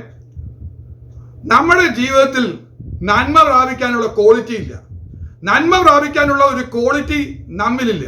ഒന്ന് ആലോചിച്ച് നോക്കിയേ, ജോസഫിന് ഏതെങ്കിലും വിധത്തിൽ ഒരു ഉന്നതമായ പൊസിഷൻ കിട്ടുമോ? ഇല്ല. ബാല്യത്തിൽ തന്നെ വീട്ടിൽ നിന്ന് ഇറക്കി പോയത് കാരണം ഞാൻ പറയട്ടെ, വിദ്യാഭ്യാസം പൂർത്തിയാക്കാൻ കഴിഞ്ഞിട്ടുണ്ടാകില്ല. അല്ലെങ്കിൽ ഒന്നും കൂടെ പറഞ്ഞു കഴിഞ്ഞാൽ, അവന്റെ ലൈഫ് ഹിസ്റ്ററി നോക്കി കഴിഞ്ഞാൽ ഒരു ബ്ലാക്ക് ഹിസ്റ്ററി കിടക്കുക. അവൻ അടിമയായിരുന്നു, അവനെ അടിമയായി വിറ്റതാ. 20 വെള്ളിക്കാശിന് വിറ്റ ഒരു ചരിത്രം കിടക്കുന്നുണ്ട്, ഹിസ്റ്ററി കിടക്കുന്നുണ്ട്. അവൻ അടിമയാ, അവൻ എവിടേക്കും എത്താൻ പറ്റില്ല. അടിമയ്ക്ക് പോകാൻ പറ്റുന്ന ദൂരം വളരെ കുറവാ. ഒന്നും കൂടെ പറഞ്ഞു കഴിഞ്ഞാൽ അവന്റെ പേരിൽ റേപ്പ് കുറ്റം കിടക്കുക. ബാക്ക്ഗ്രൗണ്ട് മഹാമോശമാ. ജയിൽ പുള്ളിയെ അനുഭവിച്ചിട്ടുള്ളവനാ. ഇവന് എവിടെ എത്താനാ പോകുന്നത്? ഇവൻ എവിടെ എത്തുന്ന പറയുന്നത്? ഇനി ഒന്നും കൂടെ ഓർത്തു കഴിഞ്ഞാൽ, മിസ്രൈനർക്ക് ഇടയന്മാരെന്ന് പറഞ്ഞാൽ തന്നെ അലർജിയാ, അറപ്പാ. അവർക്ക് ഇഷ്ടമല്ലെന്ന് പറയുന്നത്. യോസഫ് തന്നെ പറയുന്നുണ്ടല്ലോ. അങ്ങനെ ഇവന്റെ ആണെങ്കിൽ ഇവന്റെ ഹിസ്റ്ററി നോക്കി കഴിഞ്ഞാൽ, ഇവന്റെ കൊല്ലത്തൊഴിൽ എന്താന്ന് നോക്കി കഴിഞ്ഞാൽ ഇടയനാ. ഇവനെ ആ കൊട്ടാരത്തിലേക്ക് അടുപ്പിക്കാൻ പോലും പറ്റില്ല. ഇവന്റെ ക്വാളിഫിക്കേഷൻ മുഴുവൻ നോക്കിക്കഴിഞ്ഞാൽ ഒരു വിധത്തിൽ എടുക്കില്ല. ഈ ക്വാളിഫിക്കേഷനിൽ അവന് ഒരു ജോലി കിട്ടില്ല. എന്നാൽ എന്താ സംഭവിച്ചത്? ഉൽപ്പത്തി പുസ്തകം 41-ാം അധ്യായത്തിലേക്ക് വരുമ്പോൾ നമ്മൾ കാണുന്നത്, അതിന് 39-ാമത്തെ വാക്യം തൊട്ട് വായിക്കുമ്പോൾ ഇങ്ങനെ കാണാനിടയുന്നത്, പിന്നെ ഫറവോൻ ജോസഫിനോട്, ദൈവം ഇതൊക്കെയും നിനക്ക് വെളിപ്പെടുത്തി തന്നതുകൊണ്ട് നിന്നെ പോലെ വിവേകവും ജ്ഞാനമുള്ളവൻ ഒരുത്തരില്ലെന്ന്. ഈ ഇത്രയും ഡിസ്ക്വാളിഫിക്കേഷൻ കിടക്കുമ്പോൾ ഫറവോൻ പറയാ, നീയാണ് എന്റെ രാജ്യത്തിലെ ഏറ്റവും ക്വാളിഫിക്കേഷൻ ഉള്ളവൻ. നിന്റെ ഡിസ്ക്വാളിഫിക്കേഷൻ, എനിക്ക് യോഗ്യതയില്ല, എനിക്ക് കഴിയില്ലെന്നൊക്കെ പറയുന്നവരോട് ദൈവത്തിന്റെ ആത്മാവ് പറയാ, ഈ ഒരു അനുഗ്രഹം എന്താണ്? ഇടയന്റെ സഹായം ലഭിച്ചാൽ, നല്ല ഇടയന്റെ സഹായം ലഭിച്ചാൽ. ഇടയൻ എന്ന് പറഞ്ഞാൽ വെറുപ്പുള്ളവനെ എടുത്ത് നല്ല ഇടയൻ വന്നിട്ട്, നല്ല ഇടയൻ വെറുപ്പൊക്കെ മാറ്റുക. നല്ല ഇടയന്റെ പ്രത്യേകതയാ, അവൻ വന്നാൽ എല്ലാവർക്കും ഇഷ്ടാവും. അവന്റെ ഇടപെടൽ വരണം. ഇല്ല, നമ്മുടെ സ്വന്തം ഇടപെടലാണെങ്കിൽ അത് വെറുപ്പുളവാക്കുന്നതാ. നല്ല ഇടയന്റെ ഒരു സഹായം കിട്ടിക്കഴിഞ്ഞാൽ അവൻ നമ്മെ ഉയർത്താൻ തന്നെ ചെയ്യും. ഇപ്പൊ ഫറവോൻ പറയുന്നത്, നീയേ ഏറ്റവും ക്വാളിഫിക്കേഷൻ ഉള്ളവന്ന്, അതുകൊണ്ട് നീ എന്റെ ഗ്രഹത്തിന് മേലധികാരിയാകുന്ന പറഞ്ഞത്. നിന്നെ ആദ്യം എന്റെ വീടിന്റെ എല്ലാ പൊസിഷനിലും നിനക്ക് തരാൻ പോവുക. നിന്നെ ഇവിടെ അപ്പോയിന്റ് ചെയ്തിരിക്കുന്നു. അവിടെ കൊണ്ട് കഴിഞ്ഞില്ല. നിന്റെ വാക്ക് എന്റെ ജനമെല്ലാം അനുസരിച്ച് നടക്കും. സിംഹാസനം കൊണ്ട് മാത്രം ഞാൻ നിന്നേക്കാൾ വലിയവനായിരിക്കും എന്ന് പറഞ്ഞാൽ പ്രധാനമന്ത്രി പോസ്റ്റിലേക്ക് അല്ലെങ്കിൽ ഒന്നും കൂടെ പറഞ്ഞു കഴിഞ്ഞാൽ ഏറ്റവും ഉയർന്ന പോസ്റ്റിലേക്ക് ഇവൻ ക്വാളിഫൈഡ് ആണെന്ന് നിശ്ചയിച്ചു. ബാക്ക്ഗ്രൗണ്ട് ഹിസ്റ്ററി നോക്കി കഴിഞ്ഞാൽ ക്വാളിഫൈഡേ അല്ല. എന്താ കാരണം? നല്ല ഇടയന്റെ ഒരു അനുഗ്രഹം കിട്ടിയാൽ, സ്തോത്രം, നല്ല ഇടയന്റെ പ്രത്യേകത ആടിന്റെ എല്ലാ പ്രശ്നങ്ങളും പരിഹരിക്കും. ആടൊന്ന് കരഞ്ഞാൽ, ആട് വേദനപ്പെട്ടാൽ, ആട് ഞൊണ്ടി നടക്കുന്നത് കണ്ടാൽ അവൻ ഇടപെടും. ഈ നല്ല ഇടയന്റെ സഹായം നിനക്ക് ആവശ്യമാ. നിന്റെ അവസ്ഥയിൽ ജോലിക്ക് വേണ്ടി കഴിയുമ്പോൾ, അല്ലെങ്കിൽ ഒരു ജോലി വേണമെന്ന് ചിന്തിക്കുന്ന സമയത്ത് നിന്റെ ക്വാളിഫിക്കേഷൻ ഇല്ല, നിനക്ക് നല്ലപോലെ സംസാരിക്കാൻ കഴിയില്ല, നിനക്ക് നല്ലപോലെ അധ്വാനിക്കാൻ കഴിയില്ല, ശാരീരിക സ്ഥിതി മോശമാ, പലതും ഡിസ്ക്വാളിഫിക്കേഷനാ മുഴുവൻ കിടക്കുന്നത്. നിന്നെ നോക്കുന്നവരെല്ലാം പറയുന്നത് ഡിസ്ക്വാളിഫിക്കേഷനാ, അയ്യോ നിന്നെ കൊള്ളില്ല എന്നൊക്കെ പറയുന്നിടത്ത് ഈ അനുഗ്രഹം വന്നു കഴിഞ്ഞാൽ പറയും ഡിസ്ക്വാളിഫിക്കേഷൻ എല്ലാം മാറ്റി വെച്ചിട്ട് അവര് പറയും നീയാണ് ഇവിടുത്തെ ഏറ്റവും ക്വാളിഫൈഡ് ആയിട്ടുള്ള ആള്, നീ ഇല്ലാതെ കാര്യം നടക്കില്ലെന്ന് പറഞ്ഞുകൊണ്ട് നിനക്ക് പ്രൊമോഷൻ തരുവാൻ, നിന്നെ ഉയർത്തുവാൻ കഴിയുന്ന അനുഗ്രഹമാണെന്ന് പറയുമ്പോൾ ഇതെല്ലാം പുസ്തകത്തിൽ കിടന്നിട്ട് നമ്മളെന്തിനാ വെറുതെ കിടന്ന് വ്യസനിക്കുന്നത്? എന്താ നമുക്കത് ഏറ്റെടുത്തൂടെ? ദൈവം നമുക്ക് വെളിപ്പാട് തന്നില്ലേ? വചനത്തിന്റെ വെളിപ്പാട് തന്നില്ലേ? വചനത്തിന്റെ ആലോചന പകർന്നു തന്നില്ലേ? നമ്മെ ഓർമ്മപ്പെടുത്തി ഹല്ലേലൂയ തട്ടി ഉണർത്തി പറഞ്ഞിട്ടും എഴുന്നേക്കുന്നില്ലെങ്കിൽ സിറ്റുവേഷൻ ഒന്ന് ആലോചിച്ച് നോക്കിയേ. സ്തോത്രം. ഒന്നും കൂടെ ഞാൻ ചിന്തിച്ചപ്പോൾ എനിക്ക് അത്ഭുതം തോന്നി. സഹോദരന്മാര് ചെയ്യുന്ന സഹായം എന്താണെന്നറിയാമോ? അവന്റെ ഉള്ള വസ്ത്രം കൂടെ ഊരിയെടുത്തു, ആദ്യം വീച്ചു കീറി രക്തത്തിൽ മുക്കി ഒരു ഓർമ്മ വസ്തുവാക്കി മാറ്റി, വസ്ത്രമെല്ലാം അവരെടുത്തു കൊണ്ടുപോയി. ഇതാണ് സഹോദരന്മാർ ചെയ്യുന്നത്. നമ്മൾ പറയുന്നത് സഹായം വരുന്നത് എൻ്റെ ബ്രദേഴ്സ് ഒന്ന് സഹായിച്ചിരുന്നെങ്കിൽ, എൻ്റെ സിസ്റ്റേഴ്സ് ഒന്ന് സഹായിച്ചിരുന്നെങ്കിൽ, എൻ്റെ ഭാര്യ വീട്ടുകാരൊന്ന് സഹായിച്ചിരുന്നെങ്കിൽ, അവരൊന്ന് സഹായിച്ചിരുന്നെങ്കിൽ. പറയല്ലേ, നിനക്ക് അവരുടെ സഹായം ഒക്കെ കീറിപ്പോകുന്ന തുണികളാന്ന്. വലിച്ചൂരുന്ന നിന്നെ വലിച്ചൂരി കീറുന്ന അനുഭവങ്ങളിലേക്ക് കൊണ്ടുപോകുന്നത്. നിന്നെ തള്ളി താഴെയിടുന്ന ചില സഹായമല്ലാതെ നന്മയുടെ സഹായമൊന്നും അവരൊന്നും പ്രതീക്ഷിക്കരുത്. നിന്നെ താഴ്ത്തിക്കെട്ടാൻ, നിന്നെ ഒന്നും കൂടെ താഴെ കെട്ടി മാറ്റിക്കളയാൻ, ഇതല്ലാതെ നിന്റെ പ്രിയപ്പെട്ടവരൊന്നും നിന്നെ സഹായിക്കില്ല. എന്നാൽ നിന്നെ സഹായിപ്പാനായിട്ട് നല്ല ഇടയന്റെ സഹായം വന്നാൽ നമ്മൾ കാണുന്ന കാഴ്ച 41 അധ്യായം 42 വാക്യത്തിൽ ഇങ്ങനെ വായിക്കുന്നു, ഫറവോൻ നേർമയുള്ള വസ്ത്രം ധരിപ്പിച്ചു, ഒരു സ്വർണ്ണ സരപ്പളിയും അവന്റെ കഴുത്തിൽ ഇട്ടു എന്നാണ് നമ്മൾ വായിക്കുന്നത്. ദൈവമക്കളെ, കഴിഞ്ഞ നാളുകളിൽ നമ്മുടെ പല പ്രിയപ്പെട്ടവരും രക്തബന്ധങ്ങളും ചാർച്ചകളും ഉൾപ്പെടെ പലരും നിന്നെ താഴ്ത്തി കെട്ടി പൊട്ടക്കളത്തിൽ എറിഞ്ഞു കളയുന്ന അനുഭവത്തിലും, നിന്നെ മാനം കളയുന്ന അനുഭവത്തിലും, നിന്നെ താറടിച്ച് നിന്നെ കൊള്ളരുതാത്തവനാക്കി മാറ്റി, വസ്ത്രം വലിച്ചു കീറി ഉരിഞ്ഞു മാറ്റിയ അനുഭവങ്ങളൊക്കെ ഉണ്ടായെങ്കിൽ ഇന്ന് പറയാ, ദൈവാനുഗ്രഹത്തിന്റെ ശക്തി വ്യാപരിക്കുമ്പോൾ, നിന്നെ ഫലപ്രദമാക്കാനുള്ള അഭിഷേകം നിന്നിൽ പകർന്നിരിക്കുമ്പോൾ, അല്ലെങ്കിൽ കീറിയ വസ്ത്രത്തിന് പകരം രാജകീയ വസ്ത്രം തന്നിട്ട്, രാജകീയ ആഭരണം തന്നിട്ട്, സ്വർണ്ണ സരപ്പളി കൊണ്ട് അണിയിച്ചാൽ അവന് റോയൽ ലുക്കായി കിട്ടി. ആ റോയൽ കുടുംബത്തിന് വേണ്ടി മാത്രമുള്ള ആഭരണമാ. ആ സ്പെഷ്യൽ ആഭരണം അവന്റെ കഴുത്തി കിടക്കുക. ഒന്ന് ഓർത്തു നോക്കിയേ. നിന്നെ നോബിളാക്കി മാറ്റുവാൻ, നിന്നെ റോയലാക്കി മാറ്റുവാൻ, നിന്റെ അവസ്ഥകൾക്കൊരു മാറ്റം വന്നിട്ടേ ദൈവം നിന്നെ കൊണ്ടുപോകുള്ളൂ. പരാജയത്തിന്റെ കൈപ്പേറിയ സങ്കട അനുഭവങ്ങൾ പലതും പല ഹിസ്റ്ററി കിടക്കുക. ഇന്ന് വരെയുള്ള ഹിസ്റ്ററി നോക്കിയാൽ സങ്കടദേശത്താ, സങ്കടപ്പെട്ട് വ്യസനിച്ച് കഴിയുകയാണെന്ന് പറയുമ്പോൾ ഇന്ന് ഒരു മാറ്റത്തിന്റെ ദിവസമാ, അനുഗ്രഹം ഏറ്റെടുക്കുന്ന ദിവസമാ. ഈ അനുഗ്രഹം ഏറ്റെടുക്കുന്ന ദിവസത്തിൽ ദൈവം തരാൻ പോകുന്ന നന്മ പ്രാപിപ്പാൻ നമ്മെ തന്നെ ഒരുക്കിയാട്ടെ. ആത്മാവിൽ ബലപ്പെട്ട് ചൈതന്യത്തോടെ അഭിഷേകത്തോടെ കർത്താവേ, എന്റെ ജീവിതത്തിലെ സങ്കടാനുഭവങ്ങളൊക്കെ ഒന്ന് മാറ്റിയാട്ടെ. നിന്നയുടെ അനുഭവങ്ങള് ഹല്ലേലൂയ, എന്നെ ക്ലേശിപ്പിച്ച ദിവസങ്ങൾക്കും അനർത്ഥം അനുഭവിച്ച സംവത്സരങ്ങൾക്കും പകരം തരുന്ന ദൈവം, പകരം തന്ന് അനുഗ്രഹിക്കുന്ന ദൈവിക അനുഗ്രഹം ഞാൻ ഏറ്റുവാങ്ങുവാൻ എന്നെ തന്നെ സമർപ്പിക്കുന്നത് പറഞ്ഞുകൊണ്ട് ദൈവത്തെ സ്തുതിച്ച് ആരാധിച്ചു തുടങ്ങിയാട്ടെ. ഞാൻ സമയം മുന്നോട്ട് പോകുന്നത് കൊണ്ട് വേഗത്തിൽ അടുത്ത കാര്യങ്ങൾ പറയാം. അടുത്ത 7, 8, 9 അനുഗ്രഹം ഞാനൊന്ന് പെട്ടെന്ന് പറയാം. ആകാശത്തിന്റെ അനുഗ്രഹം, ആഴത്തിന്റെ അനുഗ്രഹം, വർദ്ധനവിന്റെ അനുഗ്രഹം, ഇത് മൂന്നും കൂടെ ഒരുമിച്ച് അങ്ങ് പറഞ്ഞേക്കാം. ആകാശത്തിന്റെ അനുഗ്രഹം, ആകാശം മഴ പെയ്യിക്കണം എന്നിലേ ഫലപ്രദമായി മാറുകയുള്ളൂ. ആകാശത്തിന് ചില നന്മകൾ, ആകാശത്തിന്റെ കിളിവാതിലുകൾ തുറന്ന് നന്മയെങ്ങ് പെയ്തിറങ്ങണം. ഇവിടെ നമ്മൾ കാണാനായിട്ട് കഴിയുന്നത്, ജോസഫിന് കൊടുത്ത ദർശനത്തിൽ പറഞ്ഞു, നിനക്ക് അനുഗ്രഹം അനുഭവിക്കാനായിട്ട് 7 വർഷം തരാൻ പോവുകയാണ്. 7 വർഷം, അത് അനുഗ്രഹത്തിന്റെ വർഷമാണ്. അവിടെ പറയുന്നൊരു ഭാഗമുണ്ട്, കടൽക്കരയിലെ മണൽ പോലെ വളരെ ധാന്യം ഉണ്ടാകുന്ന സമയമാണ്. ജോസഫ് ശേഖരിച്ചത് അങ്ങനെയാ. അത് എത്രയെന്ന അളവ് പോലും പറയാൻ പറ്റാത്ത വിധത്തിലാ. 7 വർഷം അനുഗ്രഹത്തിന്റെ വർഷമാണ്. ഇന്ന് ഞാൻ ദൈവാത്മാവിൽ ഒരു ദൂത് പറയട്ടെ. അനുഗ്രഹത്തിന്റെ വർഷം നിന്റെ മുന്നിൽ തുറന്നിട്ടിരിക്കുന്ന സമയത്ത് നീ അനങ്ങാതിരുന്നാൽ, ഈ അനുഗ്രഹം പറയുന്ന സമയത്ത് അനങ്ങാതിരുന്നാൽ നമുക്ക് 2-3 തരത്തിൽ പ്രതികരിക്കാൻ കഴിയും. ഒന്ന്, ഇതൊക്കെ പറയാനേ കൊള്ളുകയുള്ളൂ, ഇതൊന്നും നടക്കുന്ന കാര്യമില്ല എന്ന് പറഞ്ഞ് നിഷേധിക്കാം. നീ ഒന്നും പ്രാപിക്കില്ല. അടുത്തത്, ഇത് നടക്കാത്ത കാര്യമാണെന്ന് പറഞ്ഞ് നടന്ന് എന്തിനാ വെറുതെ ആവശ്യമില്ലാതെ പറയുന്നതെന്നൊക്കെ പറഞ്ഞ് നീ പുച്ഛിക്കാൻ തുടങ്ങിയ നിന്റെ ജീവിതത്തിൽ നടക്കില്ലേ? എന്നാൽ വിശ്വാസത്തോടെ, ഇത് വിശ്വാസവചനമാ, ഞാൻ വിശ്വസിച്ച് കർത്താവിനെ പിൻപറ്റിയവനാ, വിശ്വാസ ജീവിതത്തിന് വേണ്ടി ഇറങ്ങിത്തിരിച്ചതാ, എന്റെ ജീവിതത്തിൽ വിശ്വസിച്ച് പ്രാപിക്കാനുള്ളത് പ്രാപിച്ചെടുക്കുവാൻ ഞാൻ തയ്യാറാണെന്ന് പറഞ്ഞുകൊണ്ട് വിശ്വാസത്തോടെ ആമേൻ പറഞ്ഞ് ഇങ്ങനെയുള്ള അനുഗ്രഹം പുസ്തകത്തിൽ കിടക്കുന്നത് ഞാൻ എന്റെ പേരിൽ ഒന്ന് ചേർക്കട്ടെ. ഒന്ന് കരമടിച്ച് ഞാൻ ഒന്നും കൂടെ പറഞ്ഞിട്ട് ഭാഷ മാറ്റി പറയട്ടെ. കരമടിച്ച് ആത്മാവിൽ സ്തുതിച്ച് എന്റെ പേരിലൊന്ന് ചേർത്താട്ടെ. ഇത് എനിക്കുള്ള അനുഗ്രഹമാ. ഇന്ന് മുതൽ എനിക്ക് 7 വർഷം അനുഗ്രഹത്തിന്റെ വർഷം ദൈവം തരാൻ ചെയ്യുക. അനുഗ്രഹത്തിന്റെ വർഷത്തിൽ ഞാൻ കൊയ്തെടുക്കാൻ പോകുക. ഈ സമയത്ത് ഞാൻ മിണ്ടാതിരുന്നാൽ, കനാൻ ദേശത്താണെങ്കിലും അനുഗ്രഹത്തിന്റെ സംവത്സരം തിരിച്ചറിയാതെ പോയാൽ നിന്റെ ജീവിതത്തിൽ ക്ഷാമം വരും, നീ നിന്ദിക്കപ്പെടും, നീ പാത്രമെടുത്ത് നടക്കേണ്ടി വരും, മക്കളെ തെരുവിലേക്ക് പറഞ്ഞു വിടേണ്ടി വരും, സിറ്റുവേഷൻ മാറിപ്പോകും. എന്നാൽ അനുഗ്രഹത്തിന്റെ വർഷം ആരംഭിച്ചിരിക്കുന്നു. ഇന്ന് അനുഗ്രഹത്തിന്റെ വർഷം ആരംഭിച്ചിരിക്കുന്നു. ഇതുവരെ ഉണ്ടായിരുന്ന സങ്കടാവസ്ഥ മാറ്റുകയാണ്. ഈ സന്ദർഭത്തിലാണ് ജോസഫ് തനിക്ക് 2ാമത്തെ മകൻ ജനിച്ചപ്പോ എഫ്രൈമിനെ പേരിട്ടത്. സങ്കടദേശത്ത് ദൈവം എന്നെ വർദ്ധിപ്പിച്ചു എന്ന് പറഞ്ഞ് പേരിട്ടത്. എന്ന് പറഞ്ഞാൽ ഇന്ന് നീ ഒരു പേര് പറയാൻ പോവുക, ഒരു പുതിയ പേര് നിനക്ക് കിട്ടാൻ പോകുക. നിന്റെ കുടുംബത്തിൽ, നിന്റെ തലമുറയുടെ ജീവിതത്തിൽ ഒരു മാറ്റം ദൈവം തരാൻ പോകുക. ഇതുവരെ ഉണ്ടായിരുന്ന സങ്കട അനുഭവങ്ങളെല്ലാം മാറ്റി ഒരു വർധനവ് തരാൻ പോകുക. ആ വർധനവ് കിട്ടുമ്പോൾ അവിടെ വായിക്കുന്നത് ജ്ഞാനി ശേഖരിക്കാൻ തുടങ്ങി. കിട്ടിയ രീതിയിലെല്ലാം ശേഖരിക്കാൻ തുടങ്ങി. ശേഖരിച്ച് വന്നപ്പോൾ അവിടെ കാണാനായിട്ട് കഴിയുന്നത് കടൽക്കരയിലെ മണല് പോലെ വളരെ ധാന്യം ശേഖരിച്ചു. എന്ന് പറഞ്ഞാൽ ആ രാജ്യക്കാർക്കോ കുടുംബത്തിനു വേണ്ടി മാത്രമല്ല, ഏത് ദേശത്തിന് ആള് വന്നാലും അവർക്കൊക്കെ കൊടുത്താലും തീരാത്ത വണ്ണം.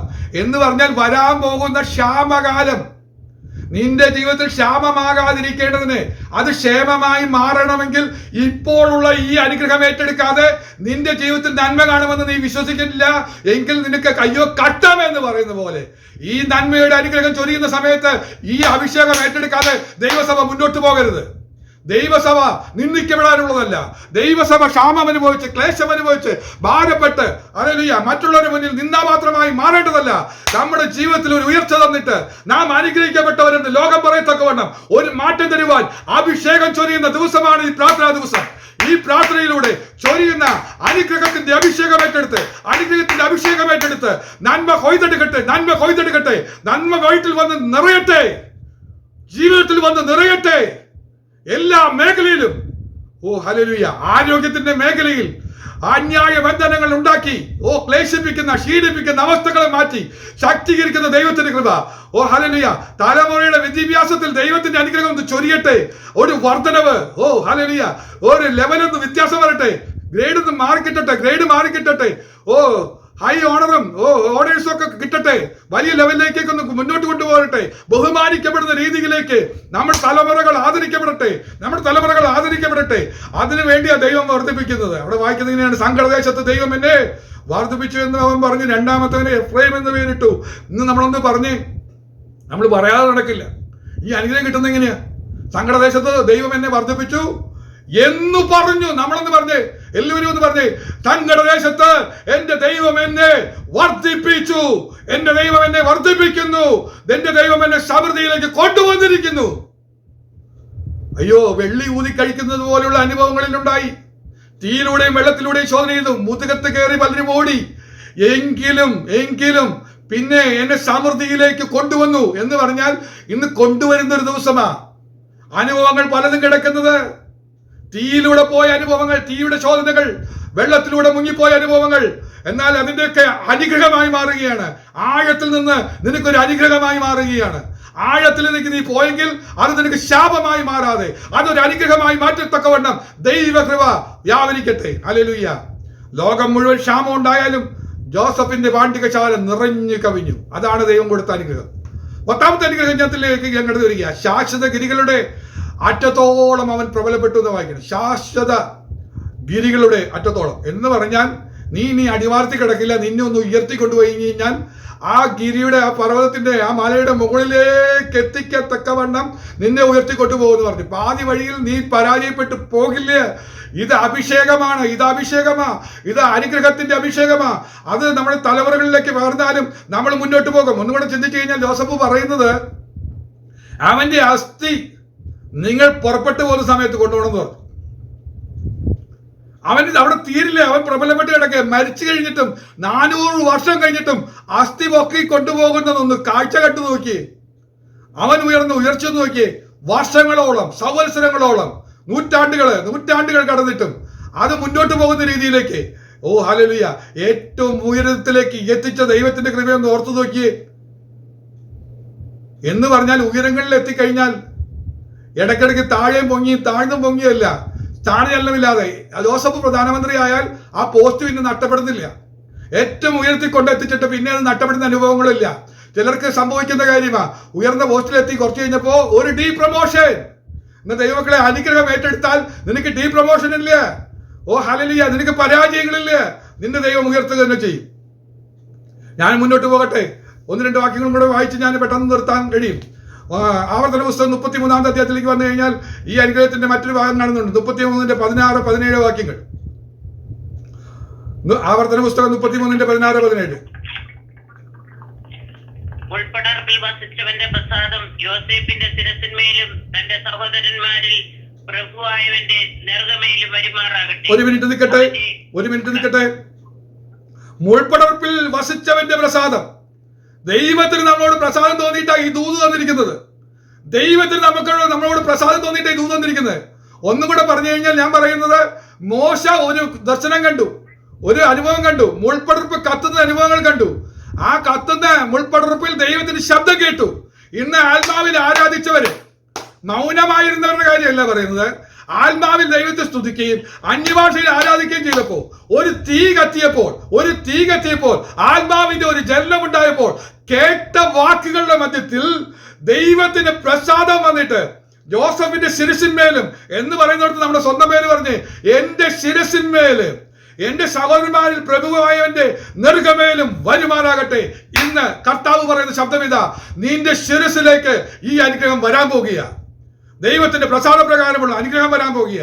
അടുത്തതോടെ വായിക്കുന്നത് ഇങ്ങനെയാണ്, അവന്റെ കടിഞ്ഞൂൽ കൂറ്റൻ, അവന്റെ പ്രതാപം, അവന്റെ കൊമ്പുകൾ കാട്ടുപോത്തിന്റെ കൊമ്പുകൾ, അവയാൽ അവൻ സകല ജാതികളെയും ഭൂസീമാവാസികളെയും വെട്ടി ഓടിക്കും. അവ എഫ്രൈമിന്റെ 10,000-ങ്ങളും മനുഷ്യരുടെ 1000-ങ്ങളും തന്നെ. ഓ, എനിക്ക് സന്തോഷം തോന്നിയതാ. അനുഗ്രഹം നിന്റെ ശിരസിൽ വന്നാൽ അത് തലമുറയിലേക്ക് വരാൻ പോകുക. മനുഷ്യയും എഫ്രൈമിന്റെയും കാര്യം പറയാ, എഫ്രൈമിന്റെ 10,000-വും മനുഷ്യരുടെ 1000-ങ്ങളും തന്നെ എന്ന് പറയുന്നത്. ഈ അനുഗ്രഹം അങ്ങ് ചൊരിയുക. എവിടേക്കാ? തലമുറയിലേക്ക് അനുഗ്രഹം വരുമ്പോൾ അവിടെ കാണാൻ കഴിയുന്നത് മറ്റൊരു ഭാഗം കാണുന്നുണ്ട്. കാട്ടുപോത്തിന്റെ കൊമ്പുകൾ നിനക്ക് വേണ്ടി ദൈവം തരാൻ പോകുക. ചില ശക്തി തരിക, കാട്ടുപോത്തിന്റെ കൊമ്പ്. അത് എന്തിനാണെന്നറിയാമോ? ചില പോരുകൾ ഇനിയും വരാം, ലാഭാനീയ പോരുകളോ ജാതീയ പോരുകളോ എന്നൊക്കെ പറഞ്ഞ് പല പോരാട്ടങ്ങളും നമുക്കെതിരെ ഉണ്ടെന്നേ. ഇതൊന്നും ഇല്ലെന്ന് നിഷേധിച്ചിട്ട് കാര്യമില്ല. അനുഭവിക്കുന്നവർ അറിയാം. പ്രതിസന്ധിയിലൂടെ പോകുന്നവരോട് ചോദിച്ചാൽ പറയും, ഇതൊക്കെ ശരിയാ, ഞാൻ ഈ അനുഭവങ്ങളൊക്കെ അനുഭവിക്കുന്നുണ്ടെന്ന് പറയുന്നവരുണ്ടാവാം. എന്നാൽ എന്റെ കർത്താവ് പറയാ, ഇനിയും നീയോ നിന്റെ തലമുറയെ അനുഭവിക്കാതെ വണ്ണം നിനക്കൊരു കൊമ്പ് തരാൻ പോവുക, കാട്ടുപോത്തിന്റെ കൊമ്പ്. എന്തിനാ കൊമ്പ് തരുന്നതെന്ന് അറിയോ? ഓ ഹല്ലേലൂയ, അത് നിന്നെ വെട്ടി നീ മുന്നോട്ട് പോകും. തടസ്സങ്ങളെല്ലാം വെട്ടി മാറ്റും. എന്നിട്ട് അവിടെ അതിരുകള്, ഹല്ലേലൂയ, സകല ജാതികളെയും ഭൂസിവാസികളെയും വെട്ടി ഓടിക്കുന്നു പറയാണ്. വാക്യൊന്ന് വായിച്ചേ. അവയാൽ അവൻ സകല ജാതികളെയും ഭൂസീമാവാസികളെയും വെട്ടി ഓടിക്കും. ഭൂസീമാവാസികളൊക്കെയും എന്ന് പറഞ്ഞാൽ ഇതിനെതിരെ നിൽക്കുന്ന എല്ലാറ്റിനും വെട്ടി ഓടിച്ച് കൃപ പ്രാപിക്കും. ഞാൻ അതിന്റെ തെളിവൊന്നും കൂടെ പറയാം, എങ്ങനെയാണെന്നൊക്കെ ഞാൻ ഒന്നും കൂടെ ഒരു വാക്യം കൂടെ വായിക്കുമ്പോൾ അത് മനസ്സിലാകും. അങ്ങനെയാണെങ്കിൽ ഇവിടെ പറയാ, നിനക്ക് തടസ്സങ്ങളില്ല. ഈ അഭിഷേകത്തിന്റെ പ്രത്യേകത, നിനക്ക് തടസ്സമില്ല, ലിമിറ്റ് ഇല്ല. എത്രത്തോളം? ഭൂമിയുടെ അറ്റത്തോളം എന്ന് പറഞ്ഞാൽ ഭൂമിയുടെ അറ്റത്തോളം. അഭിഷേകത്തിന്റെ പ്രത്യേകത ഏതാണ്? ഭൂമിയുടെ അറ്റത്തോളം നിങ്ങൾ എന്റെ സാക്ഷികളാകും. ലിമിറ്റ് ഇല്ല. ഇവിടെ വരെ പോകാൻ പറ്റുന്നുള്ളതല്ല, ലാസ്റ്റ് പോയിന്റ് വരെ, എൻഡ് പോയിന്റ് വരെ, ആ ഗിരിയുടെ അറ്റത്തോളം അങ്ങ് കൊണ്ടെത്തിക്കുന്നതാണ് ഈ അഭിഷേകം. അതാണ് നമ്മൾ പ്രാപിക്കേണ്ടത്. യോശുവയുടെ പുസ്തകം 17-ാം അധ്യായം 17-18 വാക്യങ്ങൾ വായിക്കുമ്പോൾ ഇങ്ങനെ കാണുന്നു. യോശുവയുടെ പുസ്തകം 17-ാം അധ്യായം അതിന്റെ 17-18 വാക്യങ്ങൾ ഞാനിവിടെ വായിച്ച് പെട്ടെന്ന് അവസാനിപ്പിക്കാം. യോശുവ യോസഫിന്റെ, ഞാൻ വായിച്ചോളാം. ഞാൻ വായിക്കാം. യോശുവ യോസേഫിന്റെ കുലമായ എബ്രഹീമിനോടും മനശ്ശെയോടും പറഞ്ഞത്, നിങ്ങൾ വലിയൊരു ജനം തന്നെ, മഹാശക്തി കൊണ്ട് നിങ്ങൾക്ക് ഒരു ഓഹരി മാത്രമല്ല വരേണ്ടത്, മലനാട് നിനക്കുള്ളത് ആയിരിക്കണം. അത് വായിക്കണോ? വായിച്ചോ. അത് കാടാകുന്നു. വായിച്ചോളൂ. അത് കാടാകുന്നു എങ്കിലും നിങ്ങൾ അത് തെളിക്കണം. അതിന്റെ അർദ്ധ പ്രദേശങ്ങളും നിങ്ങൾക്കുള്ളവ തന്നെ. കനാന്യർ ഇരുമ്പ് രഥങ്ങൾ ഉള്ളവരും ബലവാന്മാരും ആകുന്നുവെങ്കിലും നിങ്ങൾ അവരെ നീക്കിക്കളയും. മതി. എത്ര വലിയ അനുഗ്രഹം അറിയോ? നിന്റെ അനുഗ്രഹം തീരുന്നില്ലെന്നാ പറയുന്നത്. നീ അവിടെ പറയണം, നിങ്ങൾ വലിയൊരു ജനം തന്നെ, മഹാശക്തിയുമുണ്ട്. ദൈവത്തിന്റെ ശക്തി നിന്നിലേക്ക് പകർന്നു, നിന്റെ തലമുറയിലേക്കും ശക്തി പകർന്നു. യോശുവ സ്ഥലം വീതിച്ചു കൊടുക്കുന്ന സമയത്ത് പറയുക, ഇവരെ നോക്കി പറയുക, കുടുംബങ്ങളെ നോക്കിക്കൊണ്ട് പറയുക, ഓ ഹല്ലേലൂയ. എന്താ പറയുന്നത്? നിങ്ങൾക്ക് മഹാശക്തിയുണ്ട്. മറ്റു കുടുംബങ്ങളെ പോലെയല്ല, നിന്നിലേക്ക് ഒരു ശക്തി വ്യാപരിച്ചിട്ടുണ്ട്. വിശ്വസിക്കാമോ? ഇന്ന് വ്യാപരിച്ച ദൈവശക്തി ഒരു മഹാശക്തിയാണ്. അനുഗ്രഹത്തിന്റെ ഒരു മഹാശക്തിയാണ്. ആ ശക്തി നിങ്ങൾക്കുണ്ട്. എന്നാൽ നിങ്ങൾക്ക് ഒരു ഓഹരിയല്ല വരേണ്ടത്. ചില അനുഗ്രഹങ്ങൾ ഒതുങ്ങേണ്ടവരല്ല നിങ്ങൾ. ചില നന്മകൾ കഴിഞ്ഞ നാളുകളിൽ പ്രാപിച്ച നന്മയുണ്ടെന്നും പറഞ്ഞുകൊണ്ട് അവിടെ നിൽക്കേണ്ടവരല്ല. ഓരോ ഓഹരിയല്ല, കുറച്ചും കൂടെ നിങ്ങൾക്ക് തരാൻ പോകുക. മലനാട് നിനക്ക് ഉള്ളതായിരിക്കണം. നിനക്ക് മലനാട് തരാൻ പോകുക. മലനാട് എന്ന് പറഞ്ഞാൽ ഉയർന്ന ഒരു പ്രദേശം തരാൻ പോകുക. പക്ഷെ അവിടെ പ്രശ്നമുണ്ട്, അവിടെ കാടാകുന്നു. പക്ഷെ കാട് നിനക്ക് കിട്ടിയാലും നീ ചെല്ലുന്നത് എങ്ങനെയാ അറിയോ? ഒരു അഭിഷേകം കൊണ്ടാണ് പോകുന്നത്. ഫലപ്രദമായ അഭിഷേകം, ഫ്രൂട്ട്ഫുൾ ബ്ലെസ്സിങ്ങുമായിട്ടാണ് നീ പോകുന്നത്. ആ ബ്ലെസ്സിങ് നിനക്ക് ഉള്ളിടത്തോളം കാലം ഏത് മലനാട് കിട്ടിയാലും എത്ര കാടുള്ള പ്രദേശത്ത് ചെന്നാലും നിങ്ങൾക്ക് അതിന്റെ അർദ്ധ പ്രദേശങ്ങളും എന്ന് പറഞ്ഞാൽ ലിമിറ്റ് ഇല്ലാതെ അതിന്റെ എൻഡ് വരെ മൊത്തം നിനക്ക് കിട്ടത്തക്ക വിധത്തില് നീ അതിന് ഫലപുഷ്ടമുള്ളതാക്കി തരും. നിനക്കുള്ളവ തന്നെ. ഇനി ഒന്നുകൂടെ പറയാ, ഇതിനൊക്കെ എതിർക്കാൻ വേണ്ടി കനാന്യർ ഇരുമ്പ് രഥങ്ങൾ ഉള്ളവരായിട്ടുണ്ടെങ്കിലും ബലവാന്മാരും ഒക്കെ ആയിട്ട് ഇരുമ്പ് രഥമുള്ള കനാന്യരുണ്ടെങ്കിലും വിളിച്ചു പറയുന്നൊരു ദൂതുണ്ട്, എങ്കിലും നിങ്ങൾ അവരെ നീക്കിക്കളയും. ഈ അന്യായ ശക്തികൾ, ഈ ജാതീയ ശക്തികൾ അത് നിന്നെ ഇനി കീഴിപ്പിക്കുകയില്ല, ഇനി ക്ലേശിപ്പിക്കുകയില്ല. നിനക്കൊരു ജയം തരും. ഈ പ്രാർത്ഥനയിൽ നമുക്ക് വേണ്ടത് അനുഗ്രഹമാണ്. പലരും ചിന്തിക്കുന്നത് പ്രാർത്ഥനയിലൂടെ ഒന്നും വേണ്ടെന്നാ, വെറുതെ പ്രാർത്ഥിച്ചാൽ മതിയോ? അനുഗ്രഹം കിട്ടാൻ വേണ്ടിയാണ് പ്രാർത്ഥിക്കേണ്ടത്. എന്തിനാ കർത്താവിന്റെ കയ്യിൽ അപ്പം കിട്ടിയപ്പോ അതിനൊന്ന് വാഴ്ത്തി നുറുക്കി അനുഗ്രഹിച്ചത് എന്തിനാ? അനുഗ്രഹിച്ചു കഴിഞ്ഞാൽ അത് വർദ്ധനവിന് വേണ്ടിയിട്ടാ. കർത്താവിന്റെ കാര്യങ്ങളിൽ നമ്മളൊന്ന് സമർപ്പിക്കുന്നത് എന്തിനാ? പ്രാർത്ഥനയിലൂടെ സമർപ്പിക്കുന്നത് എന്തിനാ? നമ്മെ ഒന്ന് വർദ്ധിപ്പിക്കാൻ വേണ്ടിയാ, ഒന്ന് അനുഗ്രഹിക്കാൻ വേണ്ടിയാ, ഒന്ന് നന്നാക്കാൻ വേണ്ടിയാ. ഇല്ലാതെ ഈ പോക്ക് ഇങ്ങനെ പോയിട്ട് ഒരു കാര്യമില്ലെന്നേ. ഫലപ്രദമല്ലാതെ ഇങ്ങനെ പോയിട്ട് കാര്യമില്ല. ഹല്ലേലൂയ. ദൈവം വെട്ടിത്തെളിക്കാൻ പോവുക. വഴി നമുക്ക് വെട്ടിത്തെളിക്കാൻ പോവുക. ജോലിക്ക് വേണ്ടുന്ന വഴി ദൈവം വെട്ടിത്തെളിച്ചു തരും. സാമ്പത്തിക മേഖലയ്ക്ക് ആവശ്യമുണ്ടോ ആ വഴി വെട്ടിത്തെളിച്ചു തരും. ഭവനം വേണോ അവിടെ വെട്ടിത്തെളിച്ചു തരും. തലമുറയുടെ ഭാവി ഓർത്ത് ഭാരപ്പെടുന്നുണ്ടോ വഴി വെട്ടിത്തെളിക്കാൻ നിനക്ക് ശക്തി തരിക. ഈ മഹാശക്തി ഏറ്റെടുത്താൽ ഫലപ്രദമായി പോവുകയാണ്. നിങ്ങൾ ഫലപ്രദമാകാൻ പോവുക. ഒന്ന് വെട്ടിത്തെളിച്ച് വെട്ടിപ്പൊളിച്ചു പോയേ നിരാശ കൊണ്ട് കാട് കയറിയിരിക്കുന്ന അനുഭവങ്ങൾ, അവിശ്വാസത്തിന്റെ കാടുകളൊക്കെ ഒന്ന് വെട്ടിത്തെളിച്ച് ആത്മാവിൽ ഒന്ന് വെട്ടിത്തെളിച്ച് ആത്മാവിന്റെ ശക്തിയാൽ ഒന്ന് വെട്ടിത്തെളിച്ച് ഇനി നിൽക്കണ്ട. ആ കാടുകളൊന്നും നിൽക്കണ്ട. നമുക്ക് ഫലപ്രദമായി മുന്നോട്ട് പോകണം. ജോസഫിനെ പോലെ ഫലപ്രദമായ ജീവിതം നേടാനായി നമ്മെ തന്നെ സമർപ്പിച്ചാട്ടെ. ആത്മനിമിഷ ദൈവത്തെ സ്തുതിച്ച് ആരാധിച്ചുകൊണ്ട്